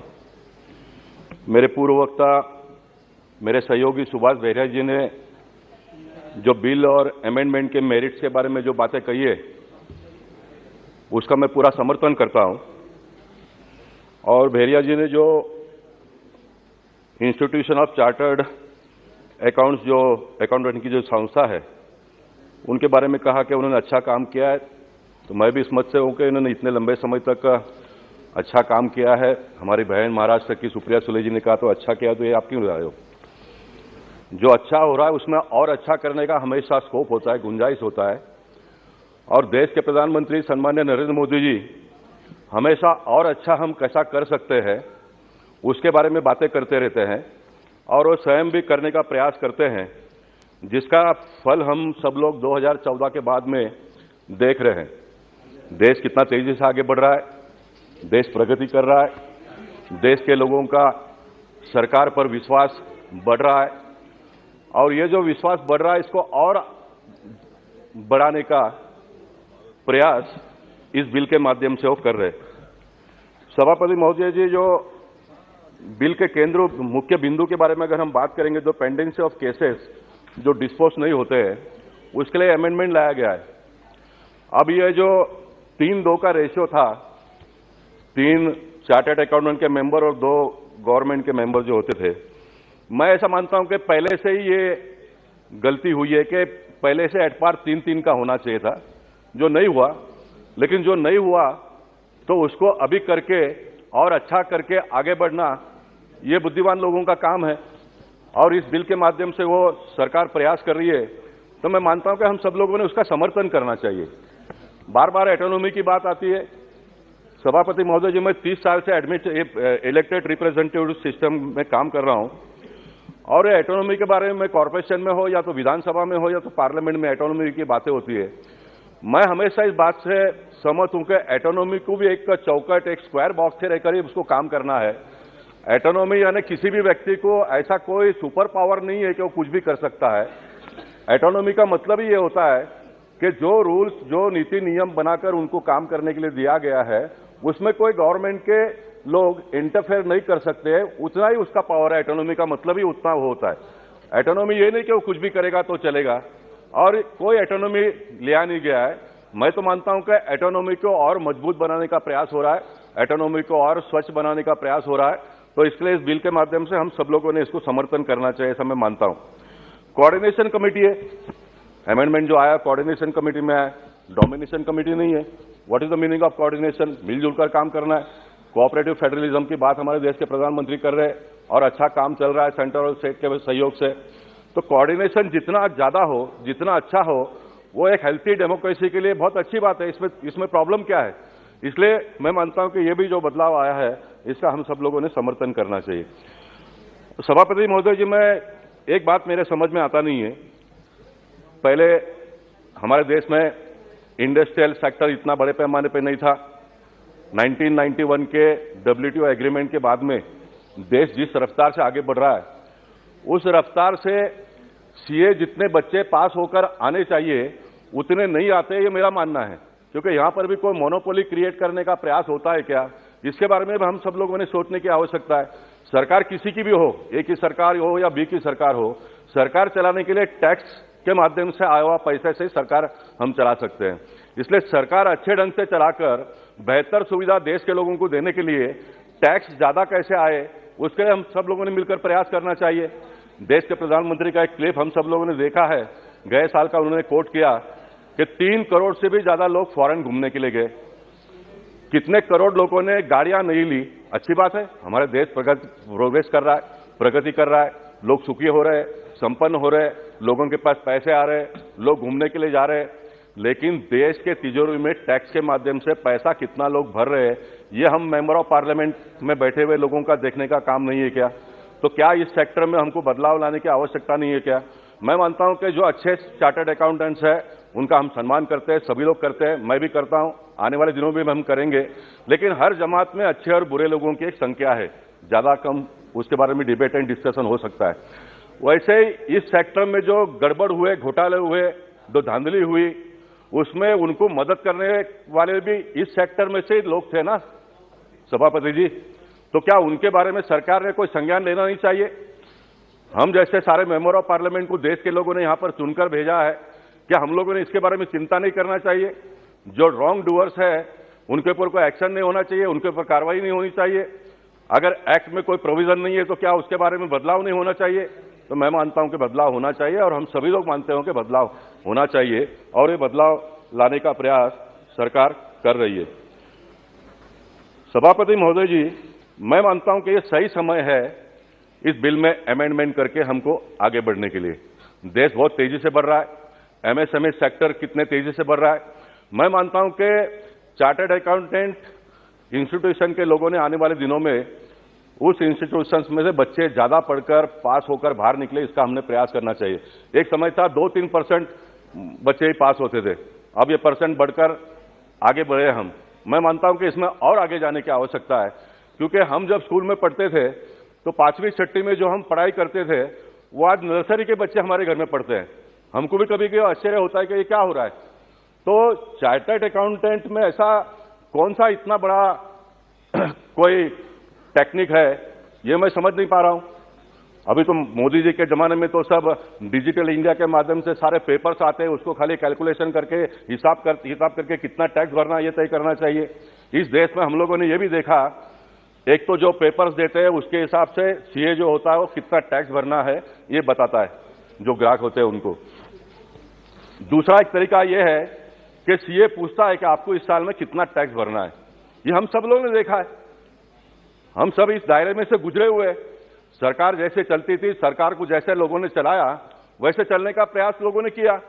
अब बदलाव का समय आ गया है, तो मैं मानता हूं कि हमने बड़े पैमाने पे जो छोटे छोटे व्यवसाय करने वाले लोग हैं उनको टैक्स के दायरे में लाने का प्रयास करना चाहिए। और ये लाने का प्रयास कौन करेंगे?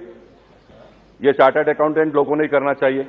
जब हमारे मत विस्तार में अगर वोटर की संख्या ज्यादा बढ़ जाती है तो चुनाव के पहले हम लोग उनका नाम एनरोल करते हैं ताकि ये हमको वोट दे। तो देश में भी जो व्यवसाय करने वाले लोग हैं, अगर वो टैक्स नहीं भरते हैं तो उनको टैक्स के दायरे में लाने का काम चार्टर्ड अकाउंटेंट लोगों का है। और मैं मानता हूं कि हमारे सब चार्टर्ड अकाउंटेंट भाई जो है वो बहुत ही जवाबदारी से एक काम करेंगे। मैं तो मानता हूं कि इनको एक टारगेट देना पड़ेगा। जैसे देश के प्रधानमंत्री होने के बाद में हम सब मेंबर ऑफ पार्लियामेंट को सांसद आदर्श ग्राम के नाम पे एक और एरिया दिया हमको काम करने के लिए, और हम सब लोगों ने किया। उसकी संतुष्टि भी हमको मिली, हमको समाधान भी हुआ कि हम अपने मतदार संघ के बाहर जाकर अन्य लोगों की भी सेवा कर पाए। तो ये चार्टर्ड अकाउंटेंट इंस्टीट्यूशन के लोगों ने नए टैक्स के दायरे में बड़े पैमाने पे लोगों को लाने की आवश्यकता है, जिससे बड़े पैमाने पे टैक्स आएगा और टैक्स जितना ज्यादा आएगा उतना हम बेहतर काम कर पाएंगे।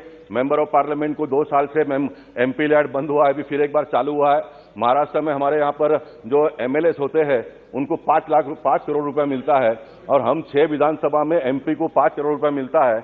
मैं मानता हूं कि टैक्स के माध्यम से अगर ज्यादा पैसा सरकार की तिजोरी में आएगा तो उसका डिस्ट्रीब्यूशन में भी उसके भागीदार भी हम बनेंगे। We can deliver goods more than today, ये हमको भी उसका लाभ मिलने वाला है। तो ये क्षेत्र में सभी लोगों ने पॉलिटिक्स को बाजू में रखकर हम सब लोगों ने मिलकर काम करने की आवश्यकता है। ये जो एक बात के बारे में डिस्कशन हो सकता है, डिबेट हो सकता है, उसमें बदलाव भी हो सकता है, आने वाले दिनों में भी आएगा। मैं मानता हूं कि ये सरकार 2014 के बाद में आने के बाद में इंसॉल्वेंसी बैंक्रप्सी कोड और जीएसटी में जितना अमेंडमेंट हर पार्लियामेंट के सेशन में लाकर जितने सिस्टम को ठीक ठाक करने की आवश्यकता थी उतना करने का ये सरकार ने प्रयास किया है। नहीं तो एक बार कायदा बनने के बाद में 10-10 साल 15-15 साल उसमें अमेंडमेंट तो आता ही नहीं था, चलता है चलाओ चलने दो कोई पूछता नहीं था। अब उसमें जो भी करेक्शन होती है रिलेटेड लोग बताते हैं कि साहब ये सही नहीं है, ये सही नहीं है। तो सरकार ने उसको हर बार हमेशा उसको बदलाव करके आगे बढ़ने का प्रयास किया है जीएसटी में और इंसॉल्वेंसी बैंक्रप्सी कोड में। इसमें भी जो हम कर रहे हैं इसमें और बेहतर करने के लिए आने वाले दिनों में स्कोप होगा। तो पार्लियामेंट में तो हम बैठे ही है, ये हो सकता है। अब किसी ने ये सोचने की क्या आवश्यकता है, मुझे भी लगता है कि भाई चार्टर्ड अकाउंटेंट है तो उसका जो चेयरमैन होगा उसने होना चाहिए, लेकिन कभी कभी आईएएस ऑफिसर्स है उसको हम मेंबर ऑफ पार्लियामेंट लोग कभी कभी गाइडेंस करते हैं, बिकॉज वी आर प्रैक्टिकल। हमको पता चलता है कि मतदार संघ में लोग कैसे हैरान है, परेशान है। तो ये कोई मापदंड नहीं हो सकता है जिसने क्या करना है किसने नहीं क्या करना है करके। और इनका जो ऑडिट करने के लिए जो पैनल में से मेंबर उनका ऑडिट करेगा, मुझे लगता है कि ये भी अमेंडमेंट बहुत सही है, क्योंकि कोई भी सर्जन कितना भी एक्सपर्ट होगा तो वो जब बीमार होता है तो उसको ऑपरेशन करने की आवश्यकता पड़ती होगी तो उसको अन्य डॉक्टर के माध्यम से ही करना पड़ता है, वो स्वयं तो करता नहीं है। इसलिए जो अच्छी बातें हैं जो सही है उसको हम सब लोगों ने एकदम ओपन माइंड से स्वीकारने की आवश्यकता है, ऐसा मैं मानता हूं। और ये किसी ने भी ये सोचने की कोई आवश्यकता नहीं जो बहुत पढ़ा है, बहुत लिखा है, जो बहुत डिग्री है उसके पास में वही सब कुछ कर सकता है। इस पार्लियामेंट में हम लोग देखते हैं जो ऑक्सफोर्ड यूनिवर्सिटी के जो स्टूडेंट्स है वो किस प्रकार का परफॉर्मेंस देते हैं और जो महानगर पालिका के स्कूल में से पढ़कर आए हैं वो किस प्रकार का परफॉर्मेंस देते हैं, ये भी हमने पार्लियामेंट में भी देखा और पार्लियामेंट के बाहर भी देखा है। इसलिए हर व्यक्ति को काम करने का स्कोप देना चाहिए। ये सरकार हर व्यक्ति को काम करने का स्कोप दे रही है, इसलिए हम सब लोगों ने समाधान मानकर जो ये बिल आया है इसको सब लोगों ने सपोर्ट कर हम आगे बढ़ना चाहिए। जो भी बदलाव आने वाले दिनों में उसकी आवश्यकता होगी मैं मानता हूं कि सरकार उसके बारे में भी संज्ञान लेंगी। मैं चार्टर्ड अकाउंटेंट इंस्टीट्यूशन के जो अच्छे सीएस है उनका फिर एक बार यहां पर अभिनंदन करता हूं। बहुत लंबे समय तक उन्होंने इस सिस्टम को चलाया, लेकिन इस सिस्टम को और अच्छे बेहतर ढंग से चलाने के लिए सरकार ने जो अमेंडमेंट लाया है उसको उन्होंने भी बहुत खुले मन से स्वीकारते हुए हम सब लोगों ने मिलकर आगे बढ़ने का प्रयास करना चाहिए, यही भावना व्यक्त करते हुए मैं अपनी बात को यहां पर समाप्त करते हुए फिर एक बार इस बिल को समर्थन करता हूं। बहुत बहुत धन्यवाद। Shri N.K. Premchandra. Thank you very much, Chairman sir, for affording me this opportunity to take part in the discussion on the Chartered Accountants, the Cost and Works Accountants and the Company Secretaries Amendment Bill 2021. Sir, I rise to oppose this bill because this bill has come into discussion for or debate only because of the statement of the Honorable Prime Minister when he was speaking at the ICA Institute of Chartered Accountants of India Foundation Day. He told the Chartered Accountants that their signatures were more powerful than that of the Prime Minister and urged them to introspect and improve their standards. The Honorable Prime Minister Sri Narendra Modi ji has also highlighted ICA's embarrassing disciplinary record wherein only 25 errant auditors had been prosecuted over the past 11 years and 1,400 cases were pending. This is the real cause root cause by which this bill is generated. The only question, the prime question which I would like to ask to the Honorable Minister is whether this bill, that is the proposed amendment bill, is sufficient to meet the purpose of Honorable Prime Minister, or in order to commit the Honorable Prime Minister's words in the ICA day, whether it is sufficient to meet the purpose. Sir, according to me, no. Why? Because all these three organizations, Institute of Chartered Accountants of India, and Institute of Works and Cost Accounts of India, and Institute of Company Secretaries of India, all these three organizations are the creations or the statutes of the Parliament. They are independent, autonomous bodies. What is the proposed amendment in the bill? In the bill, all these three professional bodies of chartered accountants and cost accountants and company secretaries have to be there, their powers have to be limited. That is Chartered Accountant Act of 1949 and Cost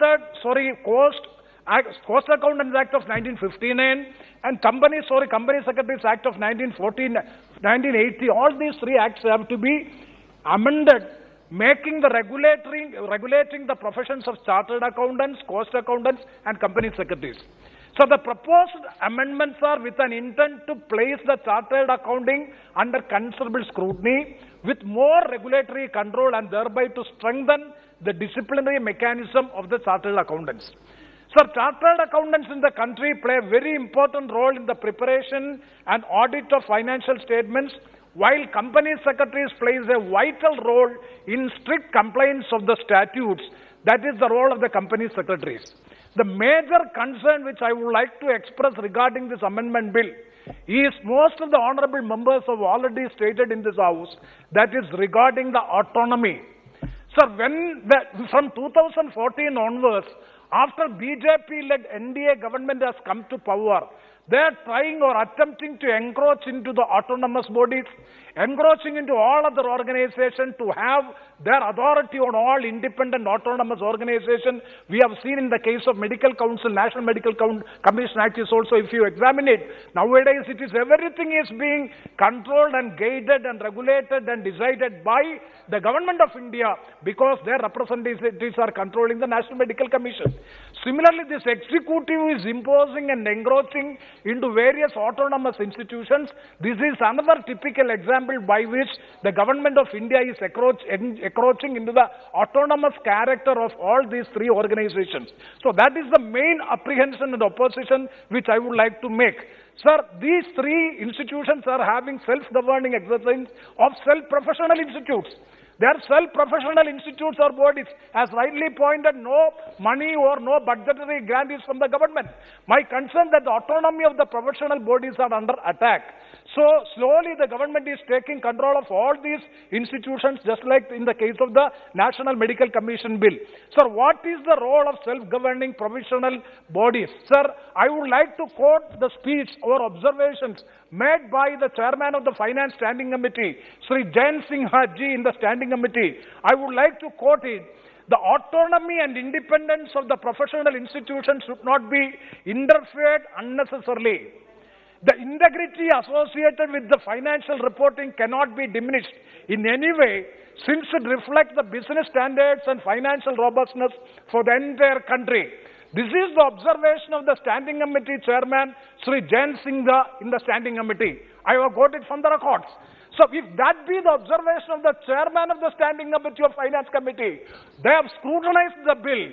How can the Standing Committee agree with the provisions of this bill? That is a pertinent question which I would like to make, because autonomy shall never be interfered unnecessarily.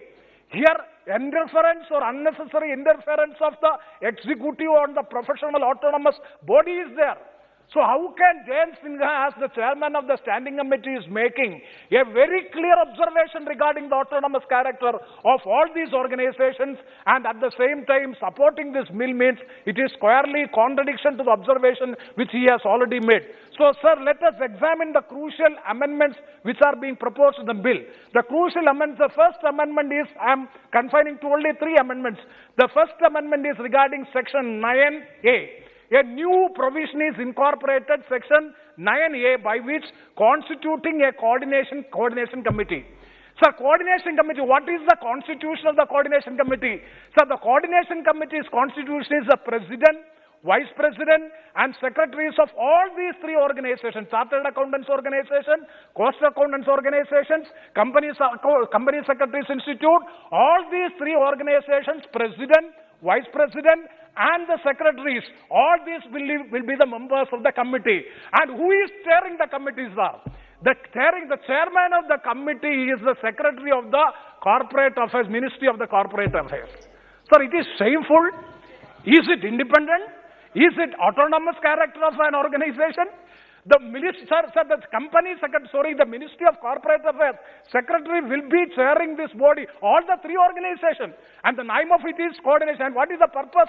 The corporate affairs for the development and harmonization of the professions of chartered accountants, this cost accountants, and the company secretaries.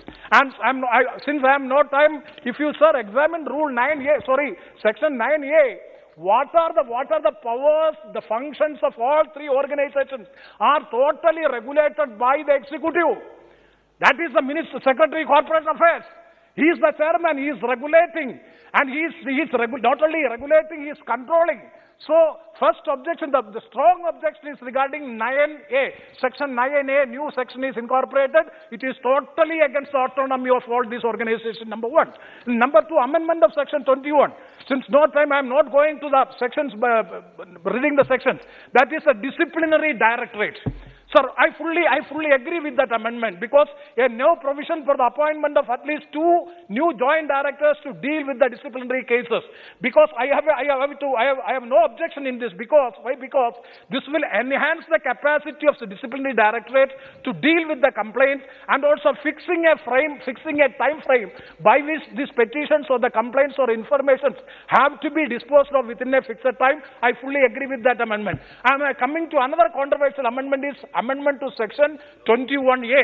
Sir, you may kindly see Board of Discipline. As per the proposed amendment, the Board of Discipline, who will be the Board of Discipline? The chairman, the presiding officer and one member of the Board of Discipline will be nominated by the central government.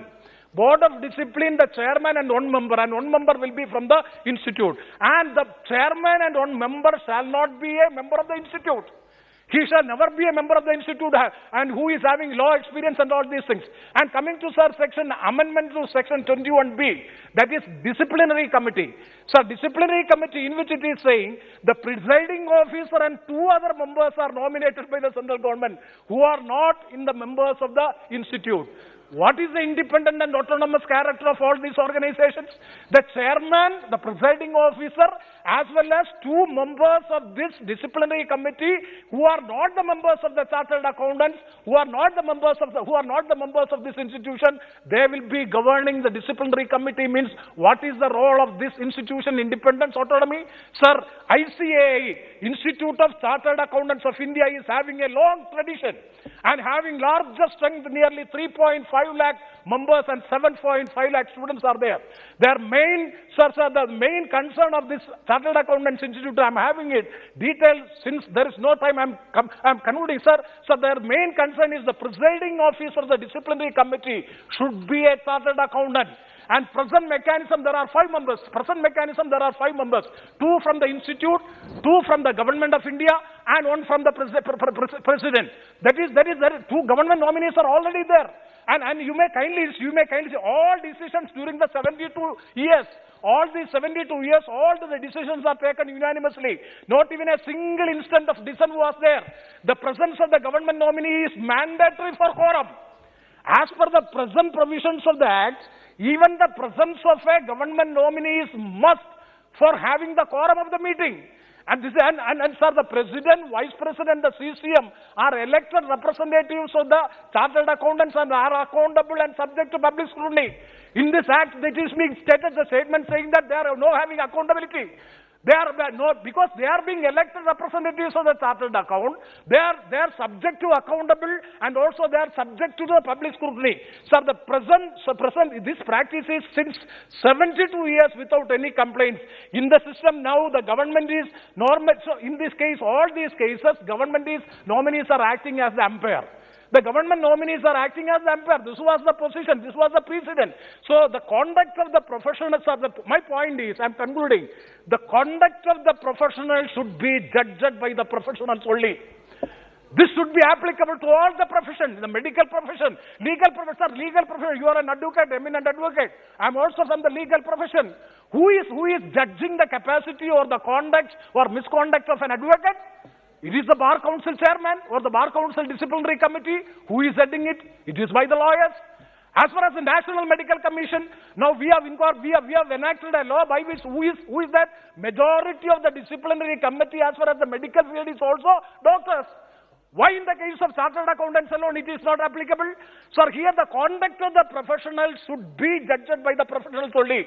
The National Medical Commission Act 2019, there is a disciplinary mechanism for the failure of the doctors by the majority of the doctors. The disciplinary committee, according to the National Medical Commission Act of 2019, majority of the disciplinary committee members are doctors. Yes, absolutely, because professionals are judged by the professionals. And similarly, the Bar Council of India also, none of these bodies are, and what is the reason? Conflict of interest. If you are saying conflict of interest, sir, if you are saying the conflict of interest, none of the organization, the autonomous organization in the countries can have any independence in the country. Because everywhere you can very well say that there is conflict of interest. Sir, there are so many objections have already been given by this ICA. I'm not going to read all these things. And they are suggesting that the presiding officer of the disciplinary bench should be a chartered accountant. The present disciplinary mechanism is well. If any amendments, kindly come with the positive amendments. And the advantage of the present disciplinary system has to be kept in. The concerns of the proposed change envisaged in the bill, audit and accounting require highly specialized skill. High specialized skill is required as far as auditing and accounting. There you are putting a secretary or putting a joint director or some executive from the ministry and doing all these things means it is in violation of the basic principles of accounting and auditing which is being established and which is being continued for the last 72 years. Sir, I'm not going to, sir, thank you very much for giving me this much of time. And so my basic point is, this is attacking the autonomy of the professional bodies like ICA, WI, and similarly Cost and Works Chartered Accountant of India, as well as the Institute of Company Secretaries. Since it is against the basic principles of autonomy, I strongly oppose this bill with these suggestions. I once again thank you for giving me this much of time. Thank you very much, sir. Sri Girish Chand, Honorable Member Girish Chand. सभापति महोदय, chartered accountant अधिनियम 1949 लागत और संकलन लेखपाल अधिनियम 1959 company सचिव अधिनियम 1980 का और संशोधन करने वाले विधेयक से संबंधित विषय पर आपने मुझे बोलने का मौका दिया। मैं आपका आभार प्रकट करना चाहता हूं। महोदय, चार्टर्ड अकाउंटेंट लागत और संकलन लेखापाल और कंपनी सचिव के क्षेत्र में लगे हुए व्यवसाय कर्मचारी और संस्थाओं को रेगुलेट करती है। इन बिलों का मुख्य उद्देश्य है अनुशासनात्मक कार्यवाही को संबद्ध और मजबूत प्रदान करने का है। कहने का आशय है कि chartered accountant of India, the institute cost account of India और institute of company secretary of India से जो व्यक्ति या फर्म अपना रजिस्ट्रेशन कराकर अपनी सेवा प्रदान करता है, वह उस संस्था का सदस्य माना जाता है। यदि उस सदस्य के खिलाफ किसी के द्वारा किसी प्रकार की शिकायत की जाती है तो उस शिकायत का निर्धारित समय के अंदर निस्तारण करने का इस बिल का उद्देश्य है। सभापति महोदय, जैसा कि हाल के बिल का उद्देश्य कि इन तीनों संस्थानों के लिए डिसिप्लिनरी डायरेक्टरेट बोर्ड की स्थापना करना, जैसे उस संस्था का एक डायरेक्टर डिसिप्लिनिंग नामित किया जाता है और उसी संस्था का वो अधिकारी होगा। इसके बाद उस डायरेक्टर के नीचे कम से कम 2 ज्वाइंट डायरेक्टर नामित किया जाना है। अतएव तीनों संस्थानों में कम से कम 3-3 इस प्रकार कुल 9 डायरेक्टर डिसिप्लिनिंग और संयुक्त ज्वाइंट डायरेक्टर नामित किया जाना है। ऐसा कि हम सभी को पता है, जब किसी संस्था में किसी एक पद का सृजन होता है तो वहां पर आरक्षण अनुमन्य नहीं होता है, लेकिन एक से अधिक की संख्या में पद होते हैं तो भारतीय संविधान में यह व्यवस्था दी गई है कि आरक्षण के अनुसार पदों की भर्ती या नामित किया जाए। आपके माध्यम से सरकार से मेरा निवेदन है कि सभी संस्थानों में जैसे chartered accountant of India, the institute cost account of India और institute of company secretary of India, जिसमें कम से कम 1 डायरेक्टर डिसिप्लिन और 2 ज्वाइंट डायरेक्टर नामित किया जाना है। उनमें यह व्यवस्था की जाए कि उन 3 पदों में से 1 पद अनुसूचित जाति और 1 पद पिछड़ा वर्ग के लिए आरक्षित किया जाए, ताकि वंचित समाज के लोगों को भी यदि संस्थान में संबंध किसी सदस्य फर्म के खिलाफ कोई विवाद या शिकायत प्राप्त होती है तो उनका निस्तारण बिना किसी भेदभाव के स्वच्छ मानसिकता के साथ किया जा सके। अन्यथा इन दलित और ओबीसी वर्ग के लोगों का कैसे कैसे आर्थिक शोषण, मानसिक शोषण किया जाता है, ये बात किसी छिपी नहीं है। सभापति महोदय, मैं आपके माध्यम से माननीय मंत्री जी से आग्रह करता हूं कि मेरे द्वारा की गई मांग के संदर्भ में अवश्य रूप से उनके मंतव्य का संसद में बताने का कष्ट करें। आपका बहुत बहुत धन्यवाद।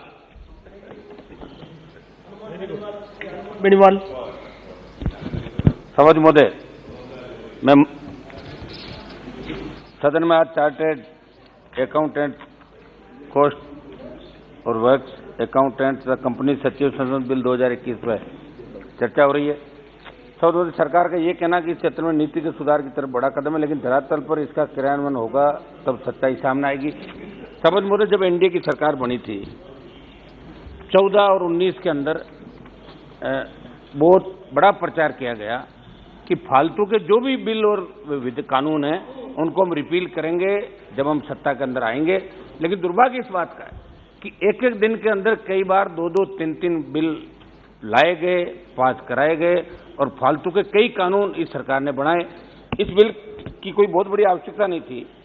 सबसे ये bill chartered accountants act 1949, cost और वर्क्स अकाउंटेंट्स एक्ट 1959 और कंपनी सचिव एक्ट 1980 में संशोधन करके उनके अनुशासनात्मक तंत्र को मजबूत करने का प्रयास करता है। सीए पे अगर वो गलतियां करता है तो अनुशासनात्मक कार्रवाई कैसे हो, ये बिल इसके लिए लेकर आए।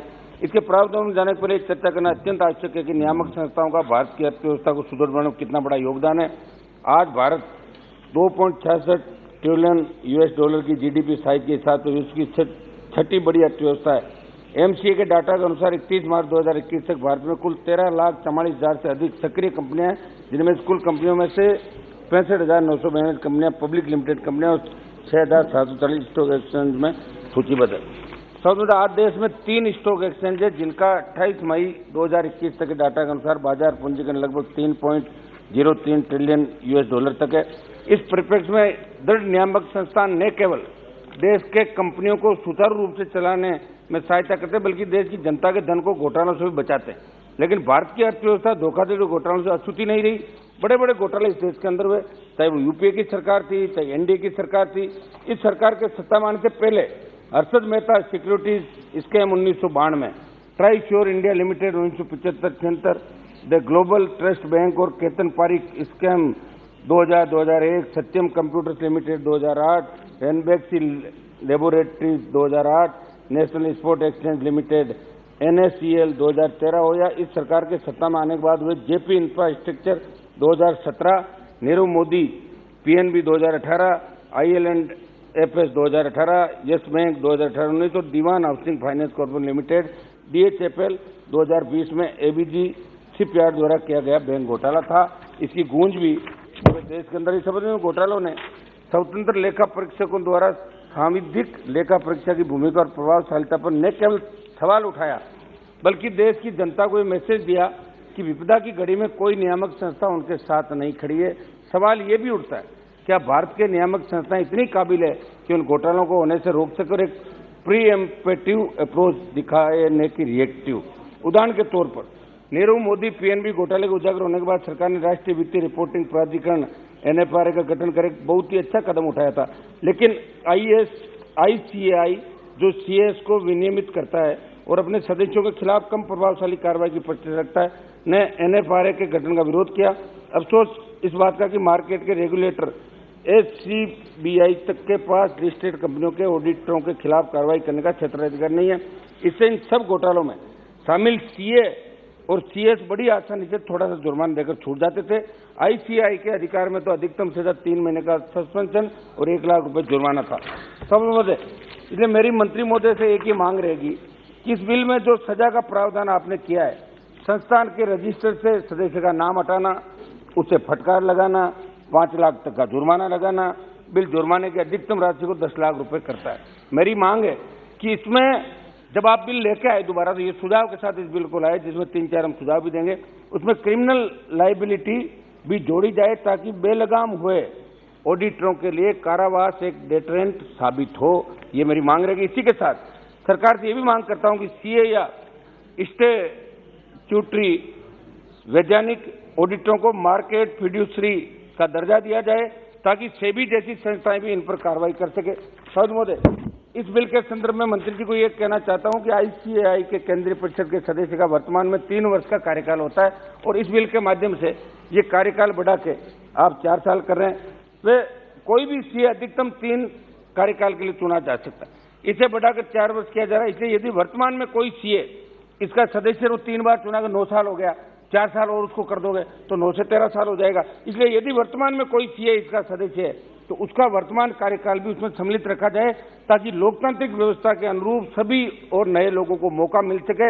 इस पर आप जवाब देते समय जरूर स्पष्टीकरण जरूर दें। एक मेरा सुझाव है सफेद महोदय कि अनुशासन बोर्ड जो आप बना रहे हैं, इसमें एक निदेशक सहित 3 सदस्य, जिसमें एक आपका होगा लॉ या अनुशासनिक, एक दूसरा होगा अर्थशास्त्री या व्यापारी, और तीसरा काउंसिल का सदस्य होगा।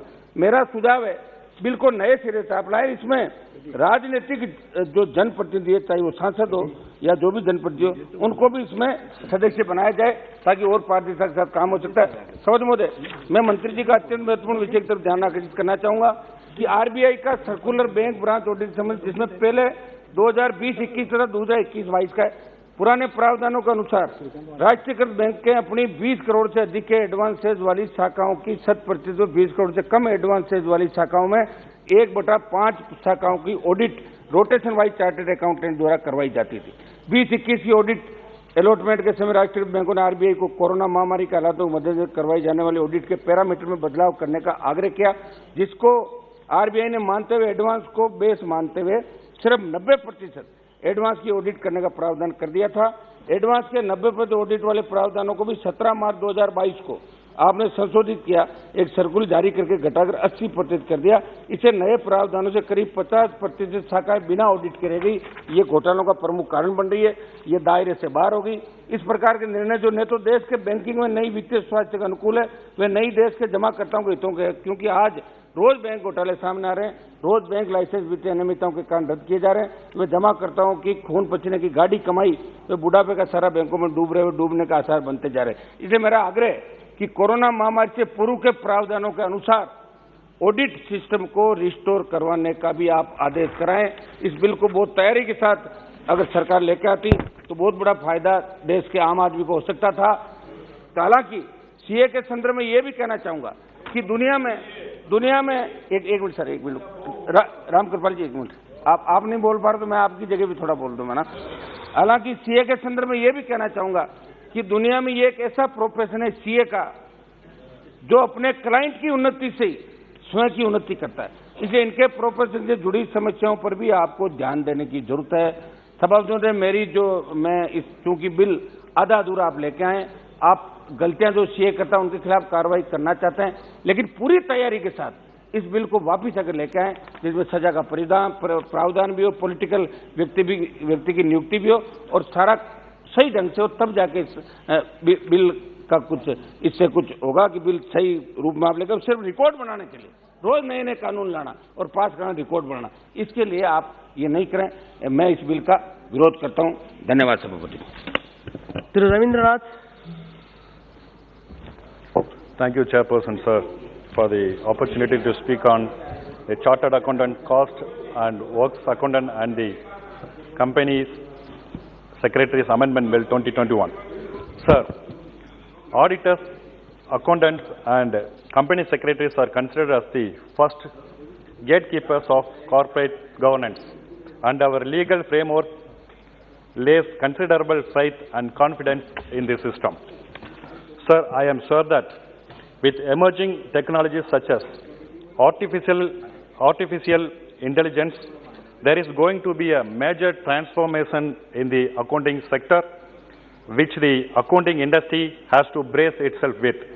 For example, automation, mini boards, machine learning, and adaptive intelligence are becoming part of the finance team at lightning speed.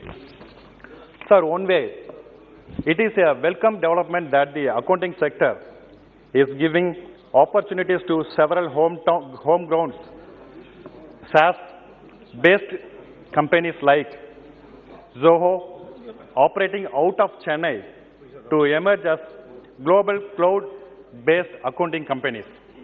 But on the other side, sir, these changes like evolving smart and digital technology, continued globalization of reporting standards, and new forms of regulations are creating major challenges for the professionals as well as the regulatory framework. Sir, before I conclude, I wish to propose 3 suggestions to this House, sir, to the Honorable Minister.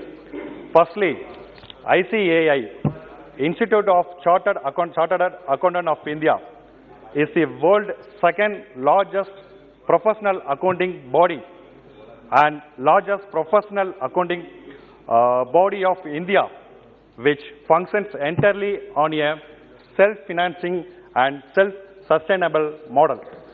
The institute has nearly 165 branches spread across the nation, with nearly 40 more chapters outside the country.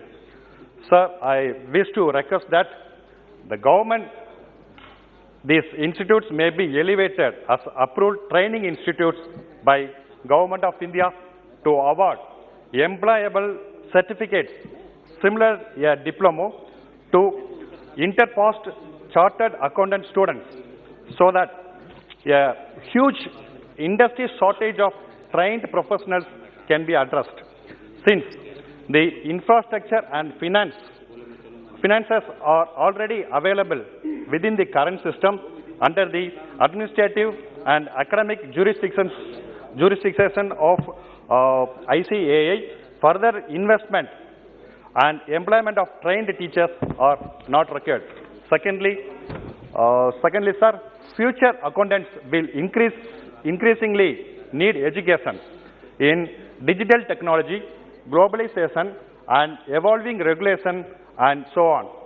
Undoubtedly, the accountant of a future will need to be technologically savvy to evolve with the changing industry, and our training and regulatory mechanism should also be ensured to adapt to this changing scenario. Thirdly, sir, with regard to women participation, women reservation in the region and central council should be ensured by properly toning the government policy. With increasing presence of women in the CA professional, the women cell should be strengthened to work and help the women members in solving their work-related issues. The real purpose of Women Empowerment Committee of ICAI should be taken up priority. Sir, this bill has brought on to tighten the disciplinary mechanism and streamline the functions of chartered accountants, company secretaries and cost accountants. The bill aims to deal with the conflicts of interest between the administrative and disciplinary arms of the institutes. It is also expected to result in quick decision making in disciplinary matters of professionals through this fixed time frame of 90 days. Through this, sir, I support this bill. Thank you. Sir, thank you so much. The Chartered Accountant, Cost and Works Accountants and Company Secretariats Amendment Bill 2021 सरकार ने समय समय पर CA professionals को encouragement किया है एवं help की है। सीए इंस्टीट्यूट ने भी अपनी पार्टनर इन नेशन बिल्डिंग अपनाया है एवं हर घड़ी सरकार की योजनाओं को एग्जीक्यूट करने के लिए हेल्प की है। टैक्स कलेक्शन की बात हो अथवा अन्य किसी योजना को लोगों के बीच में लाने की बात हो, इंस्टीट्यूट ने हमेशा सरकार के साथ दिया है। सरकार की विविध कल्याणकारी योजनाओं जैसे प्रधानमंत्री रोजगार योजना, सब्सिडी योजना, एक्सपोर्ट्स योजना, स्पेशल टैक्स जोन प्रमोशन ई योजना को जनता तक पहुंचाने में हेल्प की है।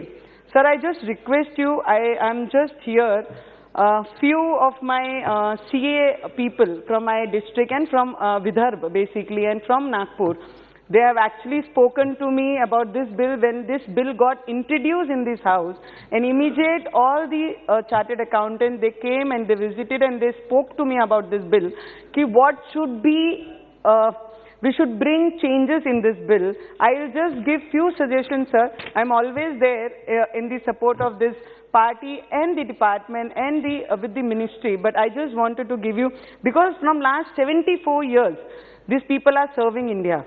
They are working for India, they are working for progress in the people, in the favor of this India nation. I'll just give this bill to examine only CA Amendment Act. The proposal is out of box suggestion of IIA.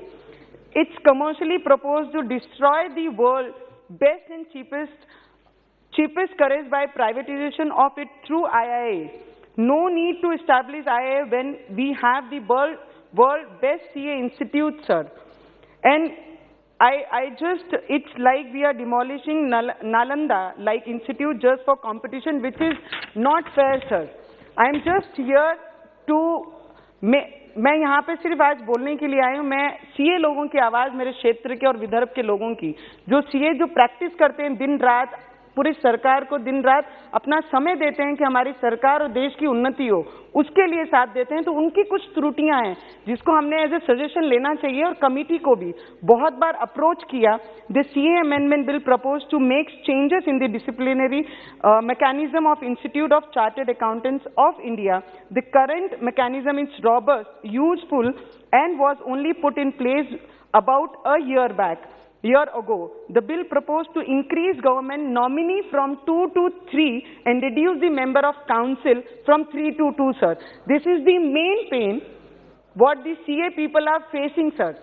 अगर कोई भी एक आधा व्यक्ति जो medical practice नहीं कर रहा है, अगर वो चेयर पे बैठता है, तो वो उस डॉक्टर को क्या न्याय देगा अगर वो चेयर के पास आएगा? अगर उसे पता है कि इसने इस जगह पे इस तरीके से अगर गलती की है, तो उसे किस तरीके से हमने सजा देनी चाहिए और किस तरीके से नहीं देनी चाहिए?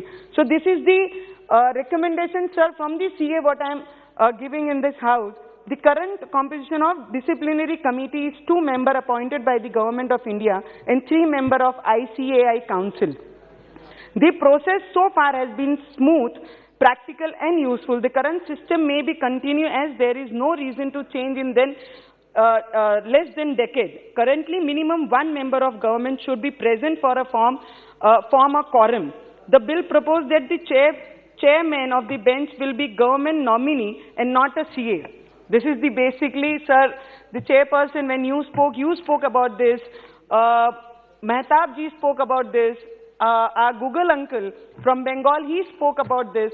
Everybody talking about only this point. We don't have a problem about this bill. It is just the chairperson who we are appointing, he should be a CA who has actually practiced in this field, not the non-chartered accountant practitioner. In the DC, mechanism is a quasi-judicial function and only person who are from the same profession should sit in the judgment as facts are involved. The change is keen to placing non-legal or non-medical profession in the DC mechanism or Bar Council, Medical Council. The Standing Committee, while rejecting all the suggestions of ICAI, has gone beyond its mandate and proposed sitting up. Sir, I am always in the support of the government, and I am there, but it is just a little suggestion what I wanted to give in this house in behalf of my chartered accountant who belongs to Maharashtra and Vidarbha. Thank you so much, and I'm always there with sir. Thank you.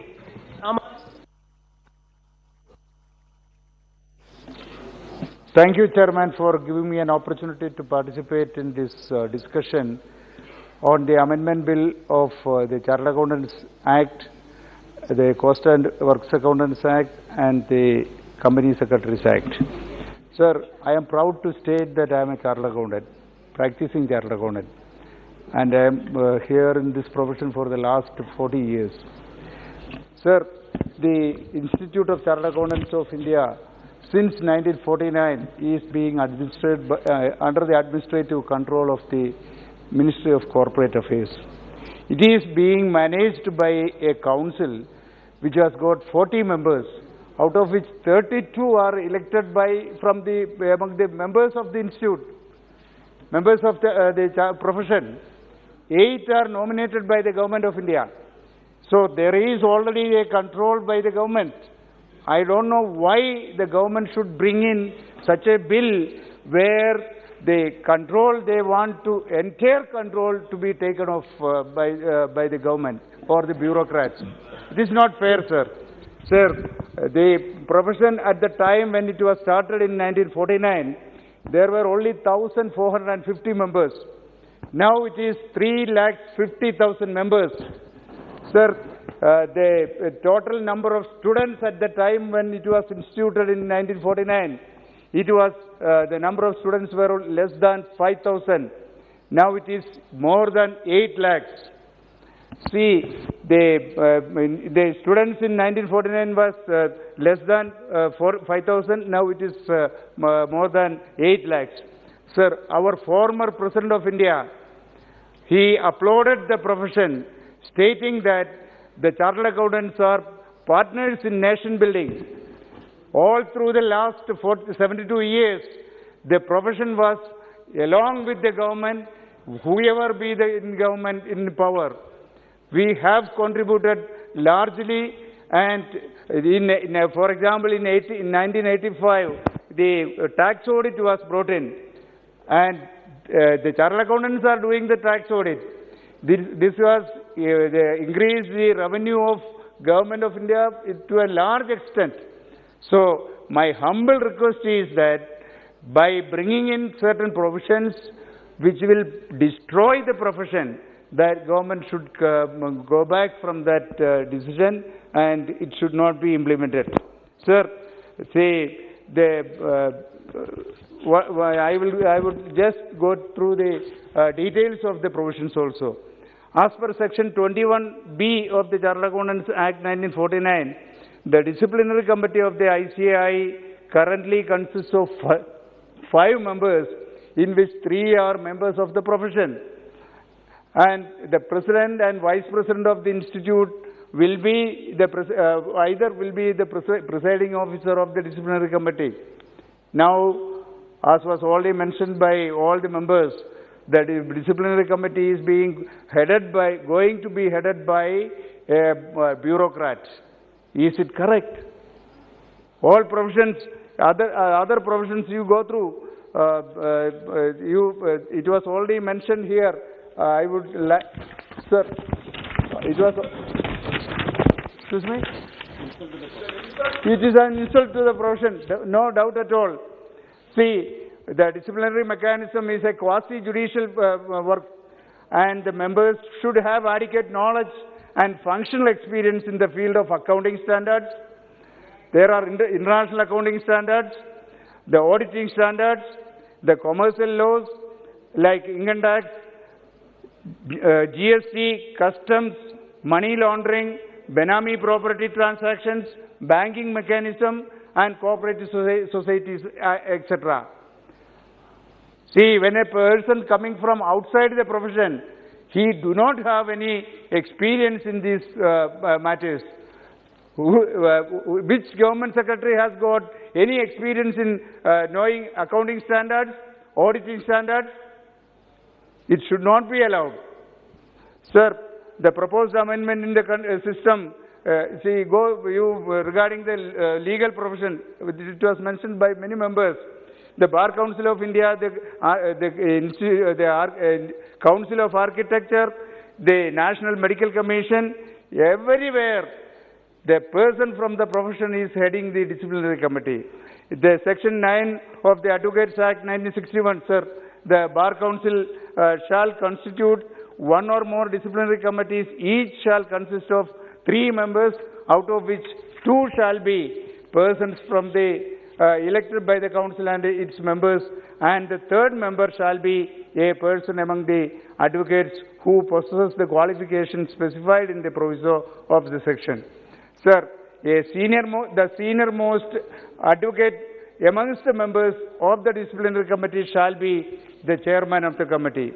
Sir, as per the Architects Act 1972, all the complaints against the architects shall be investigated, and all inquiries relating to misconduct of architects shall be held by a committee of the council consisting of 3 members, of whom 1 shall be elected by the council from among its members, 1 member from among the members nominated under Clause B, and 1 member among referred in the Clause D, subsection 3 of Section 3.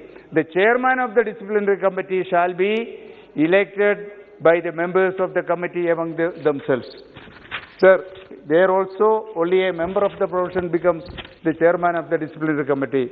Sir, under the National Medical Commission Act, the medical registration board comprising of 5 doctors, among them 1 shall be the president, 2 whole-time members and 2 part-time members.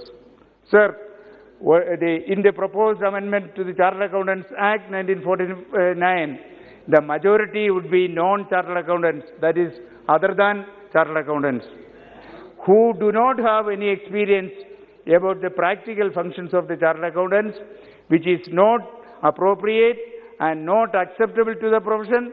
the interference of the central government in the internal affairs of the institute is an attack on the autonomy of the institute. I recommend that the existing position regarding the composition of the disciplinary committee should be retained, and the presiding officer should be a chartered accountant, someone with the knowledge and expertise in practice about the application of the accounting and auditing standards. Sir, with these words I conclude. Thank you. Sri Saptagiri Ulaka. Thank you, Chairman, sir, for allowing me to speak on this very important bill, the Chartered Accountants, the Cost and Works Accountants and the Company Secretaries Amendment Bill 2021. Sir, I rise to oppose the bill, and like most of my colleagues, they have already mentioned the main issues. I don't want to repeat the thing, and in light of the time available. This bill changes have been proposed to existing legislations governing the apex institution of Chartered Accountants, Cost Accountants and Company Secretaries. Sir, I was going through the Standing Committee report, and on this particular thing on the proposed constitution of Coordinate Committee, explicitly it has been mentioned, constituting a coordination committee would amount to not only including the autonomy of the institute, but it may also hamper the decision-making authority of the council of the respective institute, which is evident from the functions proposed to be assigned to this committee under subsection 4. A coordination committee of all three institutes is already in place as a non-standing committee of the institute under section 17. This may be made a standing committee, and its term of reference should be to discuss and resolve common issues like multidisciplinary partnership. So this is the basic thing on the coordination committee. And now the revised coordination committee, it has a secretary who is heading the committee.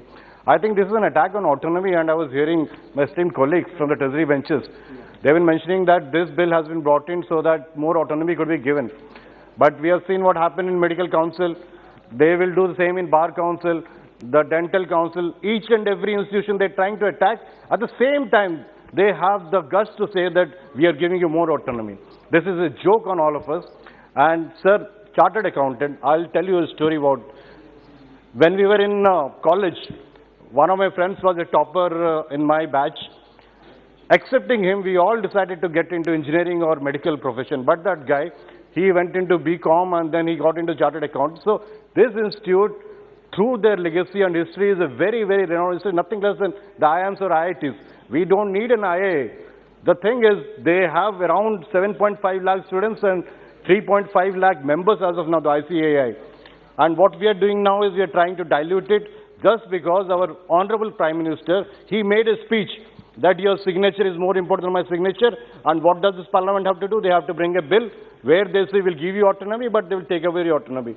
Some main issues have been the striking of the names of defaults of the CA firms. This has been flagged. Approvals of names of CA firms registered with the institute. And when we talk about the Satyam story, sir, I was working with an IT company, Infosys. And when Satyam happened, the owner, he said, I'm riding on a tiger without knowing when to jump up. But I don't think it's a problem of the chartered accountant or the disciplinary committee or the standing committee.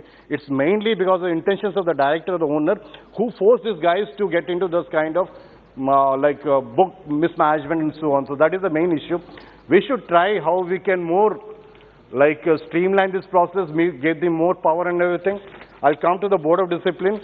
There again from the standing committee meeting, the Board of Discipline, what has been requested to the standing committee. The unprecedented provisions of appointing 2 non-CAs as members out of 3 members in the board may have a large-scale impact on the work of CAs, would be majorly judged by non-CAs. So now what we are doing, for the medical council, you will have an engineer who will be the head of the medical council. Similarly, you're doing for the CA, which is a major concern for them. And there are 2 basic things. I don't want to take much of a time. The dilution of powers of the chartered accountant profession. The Institute of Chartered Accountants of ICA has raised concern of the proposal to have non-chartered accountants, which I have mentioned as the presiding officer of the disciplinary committee. At present, the president or vice president of ICA acts as the presiding officer, a practice that the institute wants to continue. The second one is the vague terminology. The Chartered Accountants Act 1949 left the definition of other misconduct open-ended. According to ICAI, the old act allowed reprimanding, imposing fines, and even cancelling registration of members if the former believed that the member's activity brought disrepute to the institute. In the recent past, what has happened, sir, ICAI used this provision to arbitrarily censor the content that some CAs posted on the social media. the new bill doesn't address the issue of this whimsical censorship from ICAI.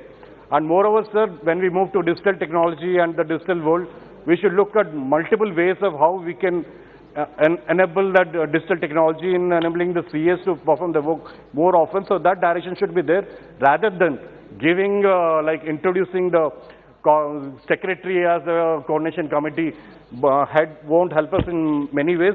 There's one last point, sir.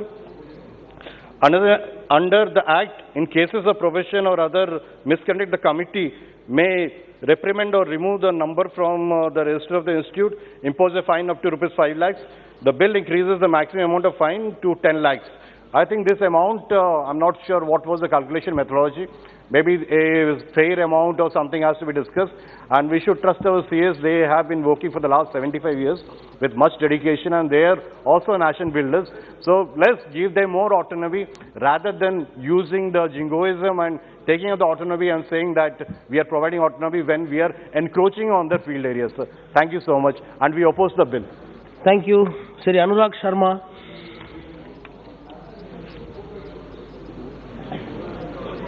Thank you, Honorable Sir, for giving me this opportunity.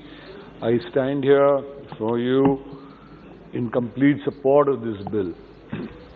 Let me, actually, there was some discussion earlier about how this bill is going to be changing our lives and the lives of my friends at CAs. And, sir, let me remind this House that this, हम लोग cricket बहुत खेलें तो मैं हिंदी में बता देता हूँ, ये तो वैसी बात होगी जब दो टीमें क्रिकेट के मैदान में उतरती हैं और एक टीम 13 प्लेयर्स के साथ आ जाती है तो 11 उसके खिलाड़ी हो गए और 2 अंपायर्स भी वो साथ लेके आते हैं। तो ये यूपीए के ज़माने की लेगेसीज हैं जो ये चलता आ रहा है इतने सालों से। आज अगर सरकार ये बिल लेके आई है तो ये खाली 2 ही चीज़ों में महत्वपूर्ण है। कहीं से भी इनकी ऑटोनॉमी खत्म नहीं करी जा रही।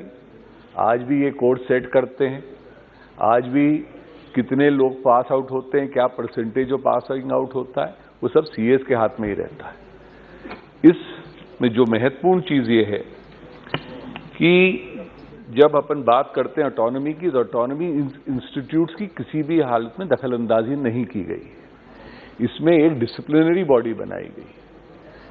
जब यहाँ पर खाली आप 3-4 डजन केसेस पे इतने सालों से एक्शन ले पाए हैं, तो today when the need of the our is India's fast growing economy, आज अभी उन्होंने जैसे कहा कि 7-7.5 लाख बच्चे सीए के एग्जाम्स के लिए तैयारी करते हैं, 3-3.5 लाख सीएज हैं इस देश में। तो मैं आपको ये बताना चाह रहा हूँ कि हिंदुस्तान में अमेरिका के बाद सबसे अधिकतम सीएज हैं। 3.5 lakh CAs work in India. But unfortunately, none of our best practices are recognized internationally because of lack of a disciplinary committee or work in the disciplinary committee. Today, when you talk about the big 4, whether it's Deloitte, KPMG, EY, none of the big Indian companies have become of an international standard. In this country, today our people from the software industry lead the world. When we have so many CAs, why are our audited statements not accepted in NASDAQ or accepted worldwide? It's only because certain best practices have not been followed. Today I was happy to note that in this regard, global best practices adopted in US, UK, Australia, Canada and South Africa have been studied by the ministry. They've brought in some of these changes. Today, even in the UK, lay members, that means members who are not CAs, head the disciplinary panels. In UK, there are multiple bodies imparting education and regulating the accountancy profession, unlike India, where ICAI enjoys status of a statutory body. Even in the US, state boards of accountancy regulate the profession and licenses to practice is also given by them. Here, sir, there is no way the government is impinging on the autonomy of these. The only thing is the disciplinary action. UPA के सरकार के दौरान और इन सब में जगह हमेशा ये देखा जाता था कि एक बड़ी सिस्टम चलता था, आप भी सीए मैं भी सीए हूं तो भैया इसको छोड़ देते हैं। प्रेशर लाया जाता था, फोन बैंकिंग हुई है इस देश में, इसलिए इतनी बड़ी बड़ी कंपनियां बंद हो गई। महाराष्ट्र कोऑपरेटिव बैंक से लेकर सत्यम कंप्यूटर्स, आप किसी चीज का भी जिक्र कर लीजिए, ये इसलिए होता रहा क्योंकि ये प्रेशर लिया जाता था।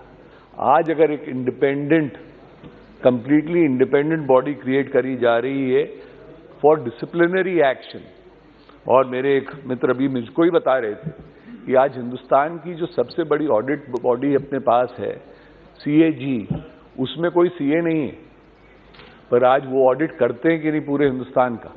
तो अगर इंडिया का ऑडिट सीएजी कर सकती है without a chartered accountant on it's board, और वो सबके सब एक एग्जाम दे के पास आउट किए होते हैं, तो आज अगर हम उसमें ये ला रहे हैं तो ये अच्छी चीज होगी।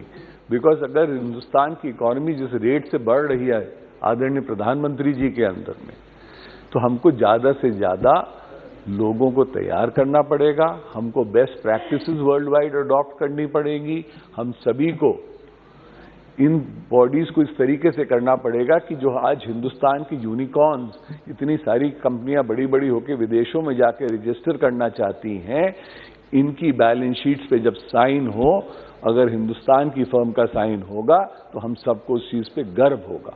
हम सब चाहते हैं कि ये 4 बड़ी कंपनीज के अलावा 4 और हिंदुस्तान कंपनियां हो। एक जमाने में सर 2 बड़ी हिंदुस्तान की कंपनियां होती थी, टीवी और बाटली बॉय, मेरे ख्याल से वो आज खत्म भी हो चुकी होंगी। आज मेरे ख्याल से बहुत छोटी रह गई होंगी if you consider them as far as an EY और a Deloitte is concerned. Today these companies not only employ CAs, CSs or cost accountants, they also employ business managers. They're complete turnkey consultancy firms.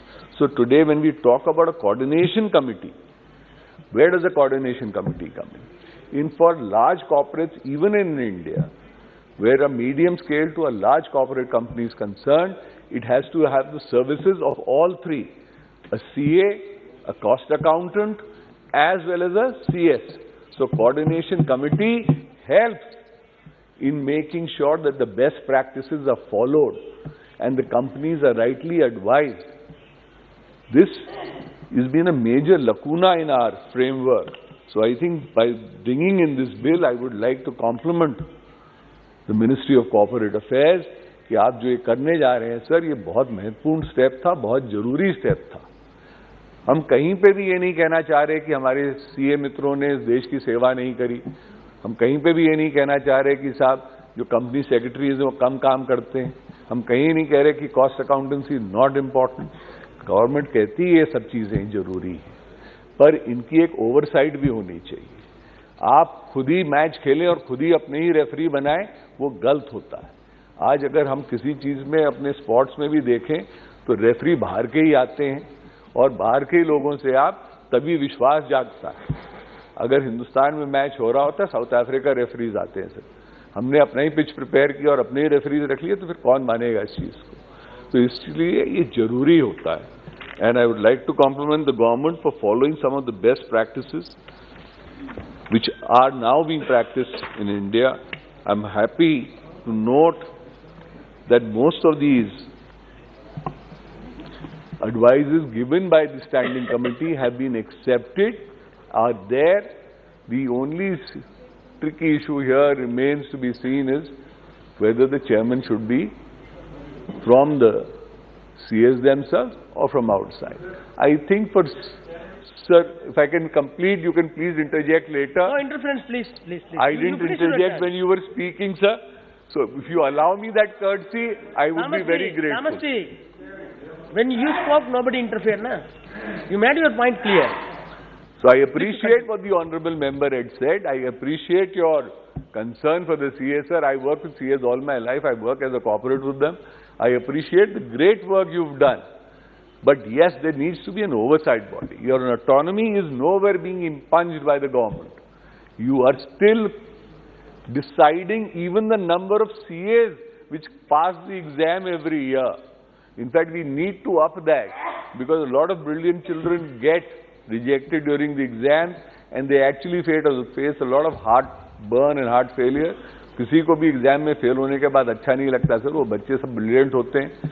जितने हम CS किस देश में तैयार करेंगे, क्योंकि आप आज जीएसटी में भी सीएस हमारे साथ काम करते हैं, आज कॉर्पोरेट टैक्स लॉ के लिए भी सीएस साहब काम करते हैं, सीएस साहब आज हमारे इनकम टैक्स के लिए भी काम करवाते हैं।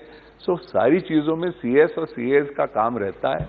हमको जब एनर्जी ऑडिट की जरूरत पड़ती है तो इसीलिए मैं सरकार को बधाई देना चाहता हूं कि एटलीस्ट इस बॉडी की वजह से हिंदुस्तान के लिए आगे जो हमारे लोग प्रैक्टिस करेंगे, हमारी ऑडिटेड बैलेंस शीट जाएंगी, हमको वहां पे दूसरी बार जाके उनको फिर से ऑडिट कराने की जरूरत नहीं पड़ेगी।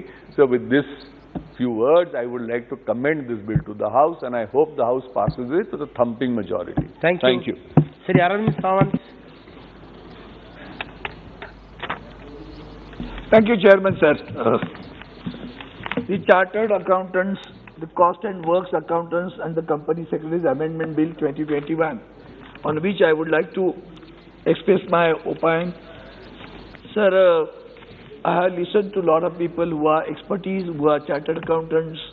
One of the finest gentlemen, Anuragji, also spoke very well right now. I listened to you also.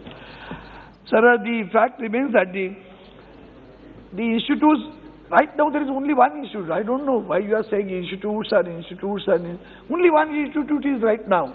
Indian Institute of Chartered Accountants is the only institute in the country. There is no IIT like IIT, IIM, in number of institutes are there in number of regions. Only one institute is there. And as he has rightly pointed out, out of 40 directors, 40 members of the board, 32 are getting elected, 8 are being nominated by the government. What Anurag Sharma ji has expressed, I appreciate one point, he want to upgrade the standards and all. Okay, it's fine, we are supporting that idea. But the fact remains that the autonomy of the institute is being introduced by the government. And what is the interest behind it? The standing committee itself has given a report in which they have categorically mentioned that the appointing a chairman or a president for the disciplinary committee from the bureaucrat is objectionable. And he has given an example that CAG they don't have a chartered accountant. I hope the honorable gentleman will go and clear it, whether the chartered accounts are there in CAG or not. Why you need a bureaucrat? First thing. Secondly, why you need to interfere in this institute or intervene in the institute? Why you want to destroy the autonomy of the institute? And why, while doing so, the institute which has served the country for 70 years, 30, 40 years, whatever it may be, while you brought GST, you brought so many other things, you had a deal with the SEBI, RBI, everywhere. The Chartered Accountant Institute always helped them, cooperated them, even in finalizing the taxation also they have come forward and helped the government. Now see here, in clause 9A, there shall be a coordination committee consisting of the president, vice president and the secretary of the council of each of the institutes. Each of the institutes, where are the others? I would like to know, each of the institutes, there is only one institute. Are you going to form more institutes, reason-wise? Let it be very clear from that. The Cost Accountant of India and Company Secretaries of India for the development and harmonization of the profession of chartered accountants, cost accountants and companies. Is it not, harmony is not there? I would like to know from you, you are a chartered accountant. Whether the harmony is not there, sir, I am lucky. I stay in Mumbai, chairman was from Mumbai, I think. 1 minute. There is no competition between these institutes. That's what I'm saying. They are going 1 minute. Harmony Savanji, is there please address the chair. I'm asking you harmony. Forget about that. I was really lucky to attend the convocation programs of them. The students, outstanding, meritorious, as he has rightly pointed out. The engineer did not go, he went to a chartered accountant exam. And then when I was speaking to them, I said, in the entire education system, chartered accountants are the only ekalavyas. So there is no college. You show me a chartered accountant college in the country. There is no college. The students are studying of their own and appearing for the exam. And I said, you are the ekalavyas. Outstanding. And brilliant students are coming out of it. And when they are doing something, you have lost the trust in that. I do remember in 2017, when the Honorable Prime Minister had addressed them, he had a concern. Definitely, he had a concern. He had a concern about certain irregularities being done by some of the businessmen and so many people. So many industries have ran away from the country. If you look at the NCLT, somebody has referred it. Look at the NCLT's decision, sir. The way NCLT is working, I would like to know from the Honorable Minister, during the after the formation of the NCLT, what are the decisions given by the NCLT? How many cases have dealt by the NCLT, and look at them. Look at Jet. The company which is having a capital of around thousands of crores is being sold for a few crores. And then they ask the bankers. The bankers are who? Our own PSU bank. Do you have any objection? They simply say no. Why? Who is advising to say no to? Who has, because they have given the loan, the deputies from the bank, PSU bank, and in front of the NCLT court, they say, do you have any objection if you get 300 crores or 400 crores? They say no. This is what is happening, and there we need a chartered accountant. As far as the other issues are concerned, I feel the standing committee has, 1 minute, within a minute, I know because a lot of people have talked about it, and I know what are the opinions, I support what are the ideas they are serving. I'll request the Honourable Minister that look at the standing committee's report, and I will again request you, better. Now where is the attention? Enlighten me, he can enlighten me on this, because what I heard is that the institute is having 15,000 crore rupees with them. Is it correct or wrong? 15,000 crore, 1,500 crores. Sorry, I'll correct it, there's no problem about it. 1,500 crore rupees are with them. Now the government's committee will come. And who will intervene? Where the money will be spent? Nothing is mentioned in this step. Finance, no money. वो कह रहे हैं उनको पैसा नहीं देना है. अरे पैसा नहीं तो उनके पास पैसा है. आपका ध्यान उस पैसे पे है क्या? वो भी तो बताओ. Please ये भी तो मालूम पड़ने दो हमें. Whether you are paying attention over there. That is what I feel, and therefore I request the chairman to the minister, through you to the minister, let us send this bill to the selection committee again. Let us discuss it elaborately, and let us come with a very good bill which will protect the investors also and which will serve the institute also. Thank you so much. Thank you. Thank you very much. Sri Adiranjan Chaudhary. Sir, हमारा member है sir. One member is left from our end, sir. One member is left, sir. Here also. Oh, sorry, sir. Oh, BJP 10 is there, na? Yes. Sri Ravi Kishan.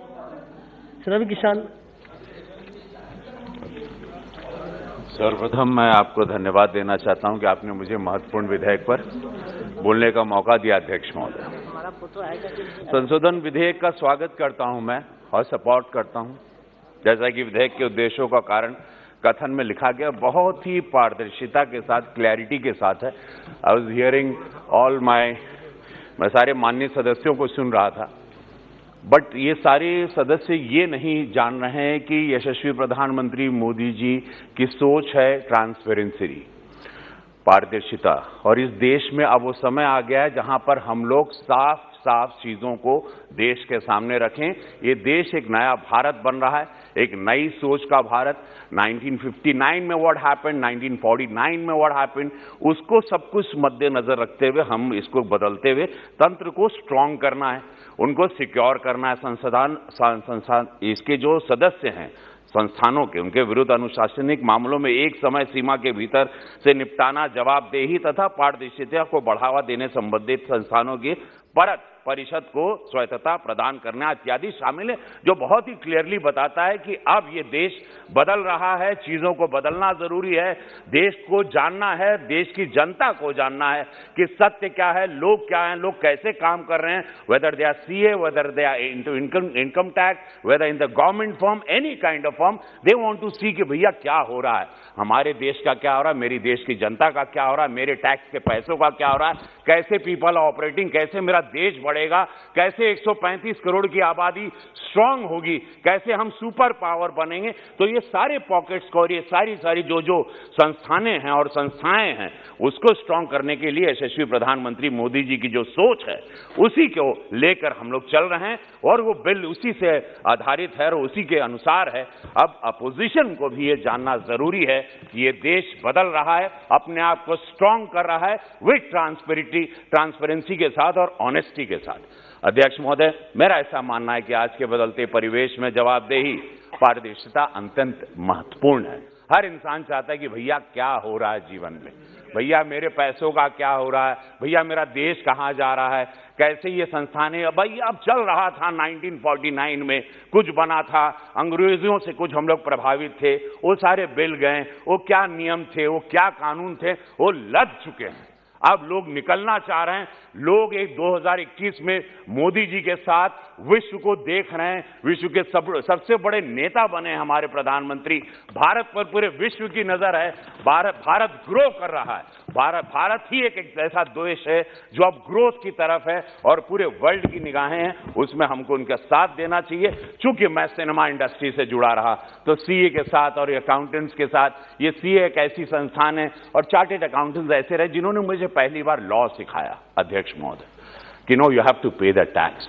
जब मैं कुछ पैसे कमाने लगा तो मुझे बोला नहीं, यहाँ पे आपको भैया, मेरा चार्टेड अकाउंटेंट आया, उसने कहा कि तो मुझे एहसास हुआ कि ये चार्टेड अकाउंटेंट कहीं सरकार का आदमी तो नहीं है, ये सरकार के लिए काम करता है।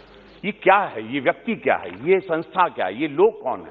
जो पूरा पैसा मेरी मेहनत का मैं कमाता हूं, वो मुझे उसने बताया कि ये जाएगा देश के लिए। ये आप जो पैसा सिनेमा की शूटिंग से कमाते हैं, जो आप टैक्स भरते हैं, वो, और मैं करीबन 30-35 साल से I'm a टैक्स पेयर, तो मैं जो कमाता था, मेरा सीए आता था हमको समझाता था कि ये पैसे ऐसे जाएंगे। तब मुझे पता कि नेशन बिल्डिंग में ये संस्था, chartered accountant, this firm, they are so strong. ये लोग इतने महत्वपूर्ण स्तंभ हैं इस देश के। इनको सिक्योर्ड करना, उनको पारदर्शिता में लाना, उनको प्रोटेक्ट करना, ये भारत सरकार का काम है। और ये अब सोचा गया, ये मुझे बहुत अच्छा लगा। मैं इस बिल का सपोर्ट करता हूं और इस संसाधनों के साथ, नहीं डेफिनेटली ये, भाई आप लोग समझ रहे हैं, भाई समझ रहे हैं आप लोग, नहीं बहुत हमदम सही बता रहे हैं, इसको एकदम सही तरीके से जा रहे हैं। आप लोग नहीं समझ पा रहे, आप लोग नहीं समझ पा क्या, नहीं आप लोग समझ नहीं पा रहे हो। देखो दिक्कत ये है कि उस कुर्सी पे चले जाने के बाद आधी बुद्धि बंद हो जाती है। वो कुर्सी का दोष है। Thank you Shri Danish Ali. तो अब ये देखिए कि ये देश कहाँ, और आप लोग भी गर्व करते हैं, आप लोग भी बड़ा महसूस करते हैं कि अब भारत कैसा हो गया। आप लोग विदेश भी जाएं। अभी हमको 1 तारीख को चार्टेड अकाउंटेंट, अध्यक्ष महोदय क्षमा चाहते हैं, बस मैं I am finishing now, but मैं आई जस्ट वांट टू से कि संस्थानों को प्रोफेशनल विरुद्ध इनके साथ जो भी निर्णय में मदद मिलेगी, देश की आर्थिक प्रगति के लिए कानून में परिवर्तन आवश्यक होता है। लेखापाल अधिनियम 1980 के लिए सरकार द्वारा महत्वपूर्ण है। आज के परिवेश में जवाबदेही, पारदर्शिता को हर विभाग में केंद्र में लाया जाए, ये देश की सख्त जरूरत है। यही यशस्वी प्रधानमंत्री मोदी जी चाहते हैं। बस आई फिनिश नाउ, फिनिश।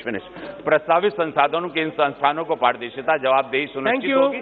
बस मैं ये चाहता हूं, ट्रांसपेरेंसी बहुत जरूरी है अध्यक्ष महोदय, इस देश को स्ट्रांग करने के लिए सत्य हमेशा सामने रहे।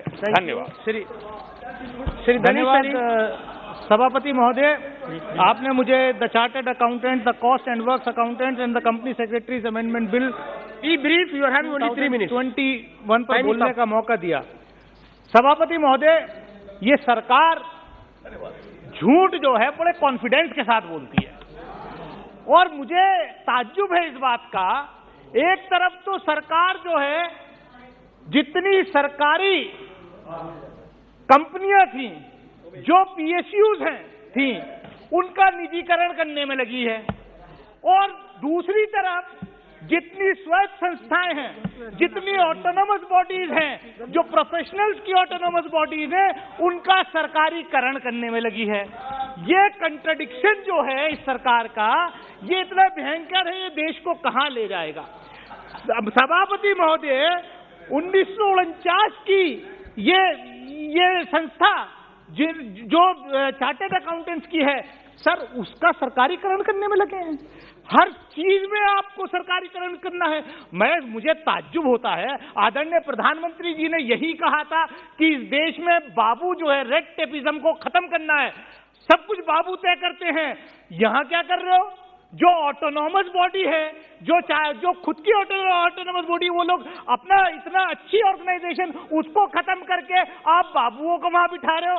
वो बात अलग है कि आज इनका भी कल उत्तर प्रदेश में मंत्रिमंडल बना, परसों वहां भी बाबुओं को जो है वक्त आएगा, वक्त आने वाला है कि आप पॉलिटिकल लोग मंत्री नहीं बनोगे, आप मंत्री नहीं बनोगे, बाबू भी आएंगे और बाबू ही मंत्री बनेंगे। सभापति महोदय, मैं आपके माध्यम से सिर्फ इतना कहना चाहता हूं, देखिए इस सरकार ने क्या किया है, हर ऑर्गेनाइजेशन में अपना कब्जा करना चाहती है, डायरेक्टली या इनडायरेक्टली। भाई इतनी अच्छी ऑर्गेनाइजेशन चल रही है, आप आज चार्टर्ड अकाउंटेंट्स को आप कंट्रोल कर रहे हो, कल आप कहोगे कि साहब बार काउंसिल को भी कंट्रोल करना है, परसों आपको बाकी तो कोई ऑर्गेनाइजेशन आपने छोड़ी नहीं है, जितनी इंडिपेंडेंट बॉडीज थी सबको ध्वस्त करने का काम आपने कर दिया है। साहब ये बड़ी मुश्किल से, बड़ी मेहनत से इन प्रोफेशनल्स ने इस ऑर्गेनाइजेशन को खड़ा किया, उसको आप कंट्रोल करने की कोशिश मत कीजिए। मैं आपके माध्यम से सभापति महोदय, देखिए 3.5 लाख जो हैं चार्टर्ड अकाउंटेंट्स हैं, और जो एक टेस्ट होता है सभापति महोदय, उस पर आज तक सरकार के तो कितने पेपर्स लीक होते हैं जो सरकार एग्जामिनेशन कंडक्ट कराती है, लेकिन चार्टर्ड अकाउंटेंट्स के टेस्ट का आज तक कोई आप नहीं कह सकते कोई पेपर लीक हुआ हो या कहीं कोई कॉम्प्रोमाइज हुआ हो। ऐसी ऑटोनमस बॉडी को आप जो है कंट्रोल कराना चाहते हैं। आप उनको अभी सत्ता पक्ष के एक वरिष्ठ सांसद, मैं बहुत रिस्पेक्ट करता हूं अनुराग, वो बोल रहे थे कि साहब खुद आप तय करेंगे, खुद ही खेलेंगे, खुद ही खिलाड़ी होंगे और खुद ही एम्पायर होंगे। साहब सरकार में क्या होता है, क्या सरकारी बाबू अगर किसी के खिलाफ शिकायत आती है तो क्या सेक्रेटरी अपने जॉइंट सेक्रेटरी या डायरेक्टर के खिलाफ इंक्वायरी नहीं करता? क्या वहां पर उसको पनिशमेंट नहीं मिलता? अरे ये कहां का तर्क है आपका कि वो ऑटोनोमस बॉडी है तो वो अपनी डिसिप्लिनरी कमेटी नहीं बना सकती, जबकि सरकार के अंदर तो जो सीनियर ऑफिसर होता है वही जूनियर ऑफिसर खिलाफ कार्रवाई करता है। ये कंट्राडिक्शन है। One more, honorable members, one more member left out, Adhir Ranjan has to speak. Thereafter the house may be adjourned. If the sense, I want to know the sense of the house, let it be extended for 10 minutes. Sir, I am just concluding. ये conflict of interest की बात करते हैं, please conclude. Conflict of interest की बात करते हैं sir, ये कहाँ, मतलब क्या सरकार में ये कॉन्फ्लिक्ट ऑफ इंटरेस्ट नहीं है? सर मैं आपके माध्यम से इतना ही कहना चाहता हूँ, मेडिकल कमीशन बिल आया था, हमने भी सपोर्ट किया था कि शायद कुछ अच्छा होगा, लेकिन हम देख रहे हैं अब कि सब कुछ सरकार के कंट्रोल में आ गया। मैं आपके माध्यम से इतना ही कहना चाहता हूँ कि सरकार ऐसी ऑटोनोमस बॉडीज में इंट्रूजन ना करे, उनकी स्वायत्ता के साथ कॉम्प्रोमाइज ना करें। जो स्वायत्त बॉडी है, जो ऑटोनोमस बॉडी है, उनको ऑटोनॉमी उनकी ग्रांट होनी चाहिए। मैं इस बिल का विरोध करता हूं इन्हीं शब्दों के साथ। बहुत बहुत धन्यवाद। Shri Adhir Ranjan Chowdhury. No cross talk please, no cross talk. Sir, I rise to make a short intervention into the legislative document, which is absolutely a voluminous document consisting of 106 clauses under the nomenclature of the Chartered Accountants, the Cost and Work Accountants, and the Company Secretaries Amendment Bill 2021. Sir, I know that there is a paucity of time, so I shall be very much brief on my deliberation. Sir, एक चीज तो मुझे ये लगता है कि we are getting wise after the event. That means एक के बाद एक फ्रॉडस्टर जब देश को लूट के भाग रहे हैं तो हम उसके पीछे पीछे भी दौड़ रहे हैं। आज अब खुद देखो कि कैरिबियन सी के बगल में बैठ के हमारे नीरव मोदी साहब हिंदुस्तान की सारे पैसा लूट करके मस्ती बना रहे हैं और वो सब हम फेसबुक पे देख रहे हैं। ये मोदी नहीं, नीरव मोदी, ये मोदी नहीं। हो सकता कोई ताल्लुकात हो भी हो, लेकिन ये अलग मोदी है, ये अलग मोदी। कोई ताल्लुकात ये नहीं, मुझे पता नहीं। तो कैरिबियन सी के किनारे बैठते हुए एक मोदी मस्ती मार रहे हैं और हमारे यहाँ दूसरे मोदी जी के नेतृत्व में हम कानून बना रहे हैं। मतलब यही कहना मेरा कि we are getting wise after the event. Huh?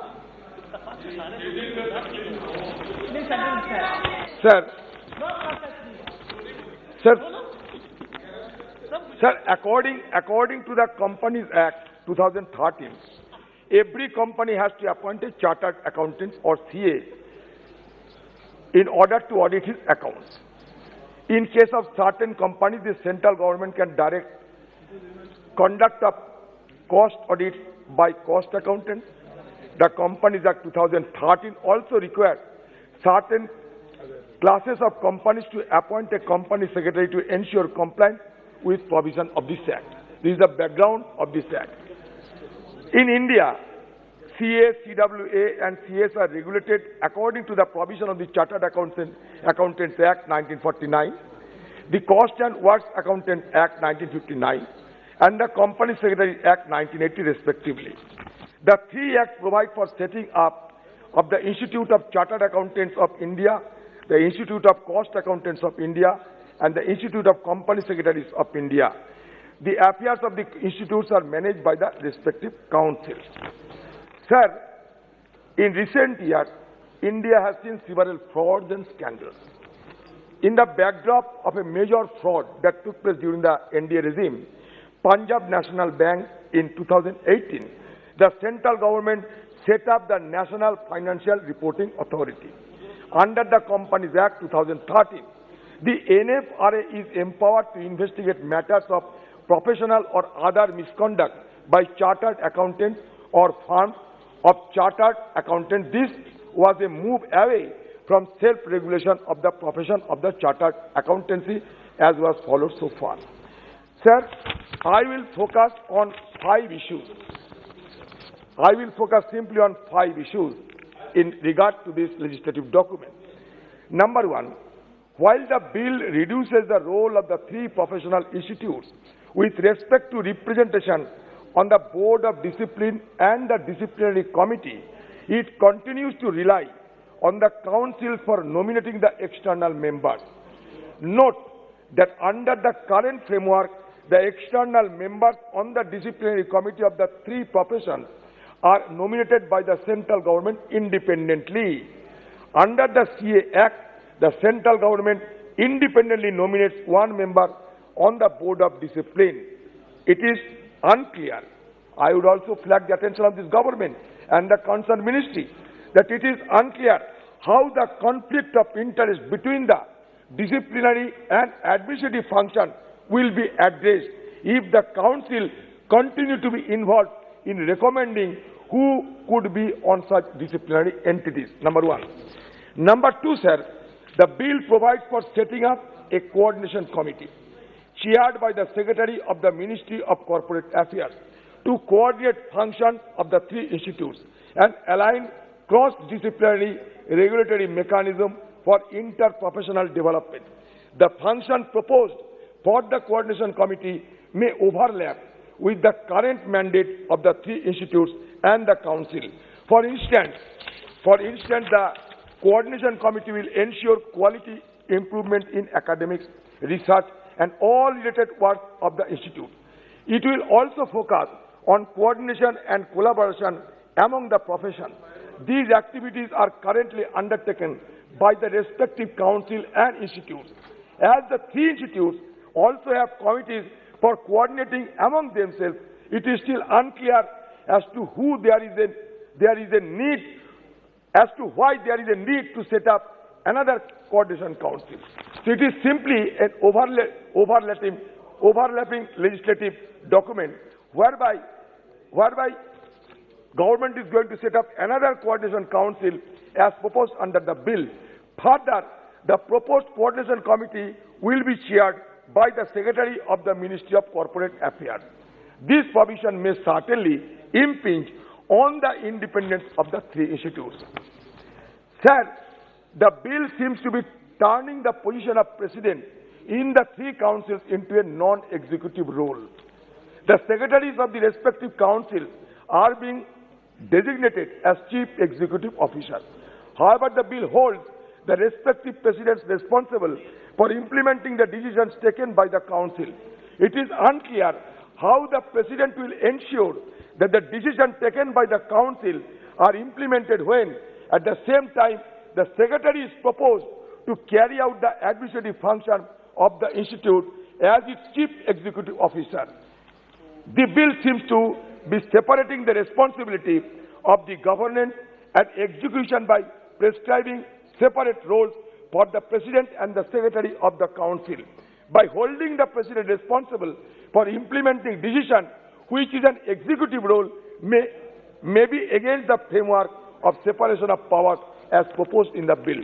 So there is a gap between the cup. It is quietly and evidently it is manifested in this bill. There is a serious slip between the cup and the lip. Government is trying to hoodwink the people that yes, they are trying to take some proactive measures in order to stem the rot insofar as fraud and other issues are concerned. But in actuality, there is a serious flaws in the legislative document. Sir, last but not the least, the bill provides for disclosure of pending complaint or actionable information against members of the institutes and firms registered with them.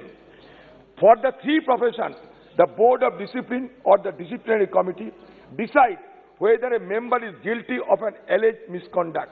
Publishing details of members or firms found guilty and imposition of any penalty may be useful information for prospective and current clients. However, recording details of actionable information or pending complaint in the register of members and register of firms before they are found guilty may adversely impact the reputation. That means chartered accountant may be called cheated accountant. So certainly we have to be very much cautious and treat the path very cautiously so as to dispel any kind of misapprehension. Sir, regulators of other professions such as doctors publish details only of those blacklisted or suspended from practice. According to National Medical Commission Act 2019, the Ethics and Medical Registration Board and State Medical Councils are required to maintain the National Register and State Register respectively. These registers contain details such as the name, address and all recognized qualification of licensed medical practitioners. While the Indian Medical Register contains details of doctors who have been blacklisted along with dates of suspension and revocation of suspension, it does not contain details of complaints against doctors. So, sir, again I am reiterating that this bill may be appeared as progressive, but in actuality, but in practice, it is nothing but a retrogressive step, only to hoodwink the common people of our country. Sir, CA की जरूरत है, ये सब मानते हैं कि CA की जरूरत है हमारे देश में. CA की जरूरत है, स्टैंडिंग कमेटी भी माना, मल्टीपल अथॉरिटी की जरूरत है, ये भी स्टैंडिंग कमेटी माना. ये स्टैंडिंग कमेटी की भी बात नहीं सुनते. इसलिए sir, finding no alternative, I have to oppose the legislative document, and with this word, I am concluding my speech. Thank you, sir. सभा की कार्रवाई बुधवार 30 मार्च 2022 को प्राप्त 11 बजे तक के लिए स्थगित की जाती है.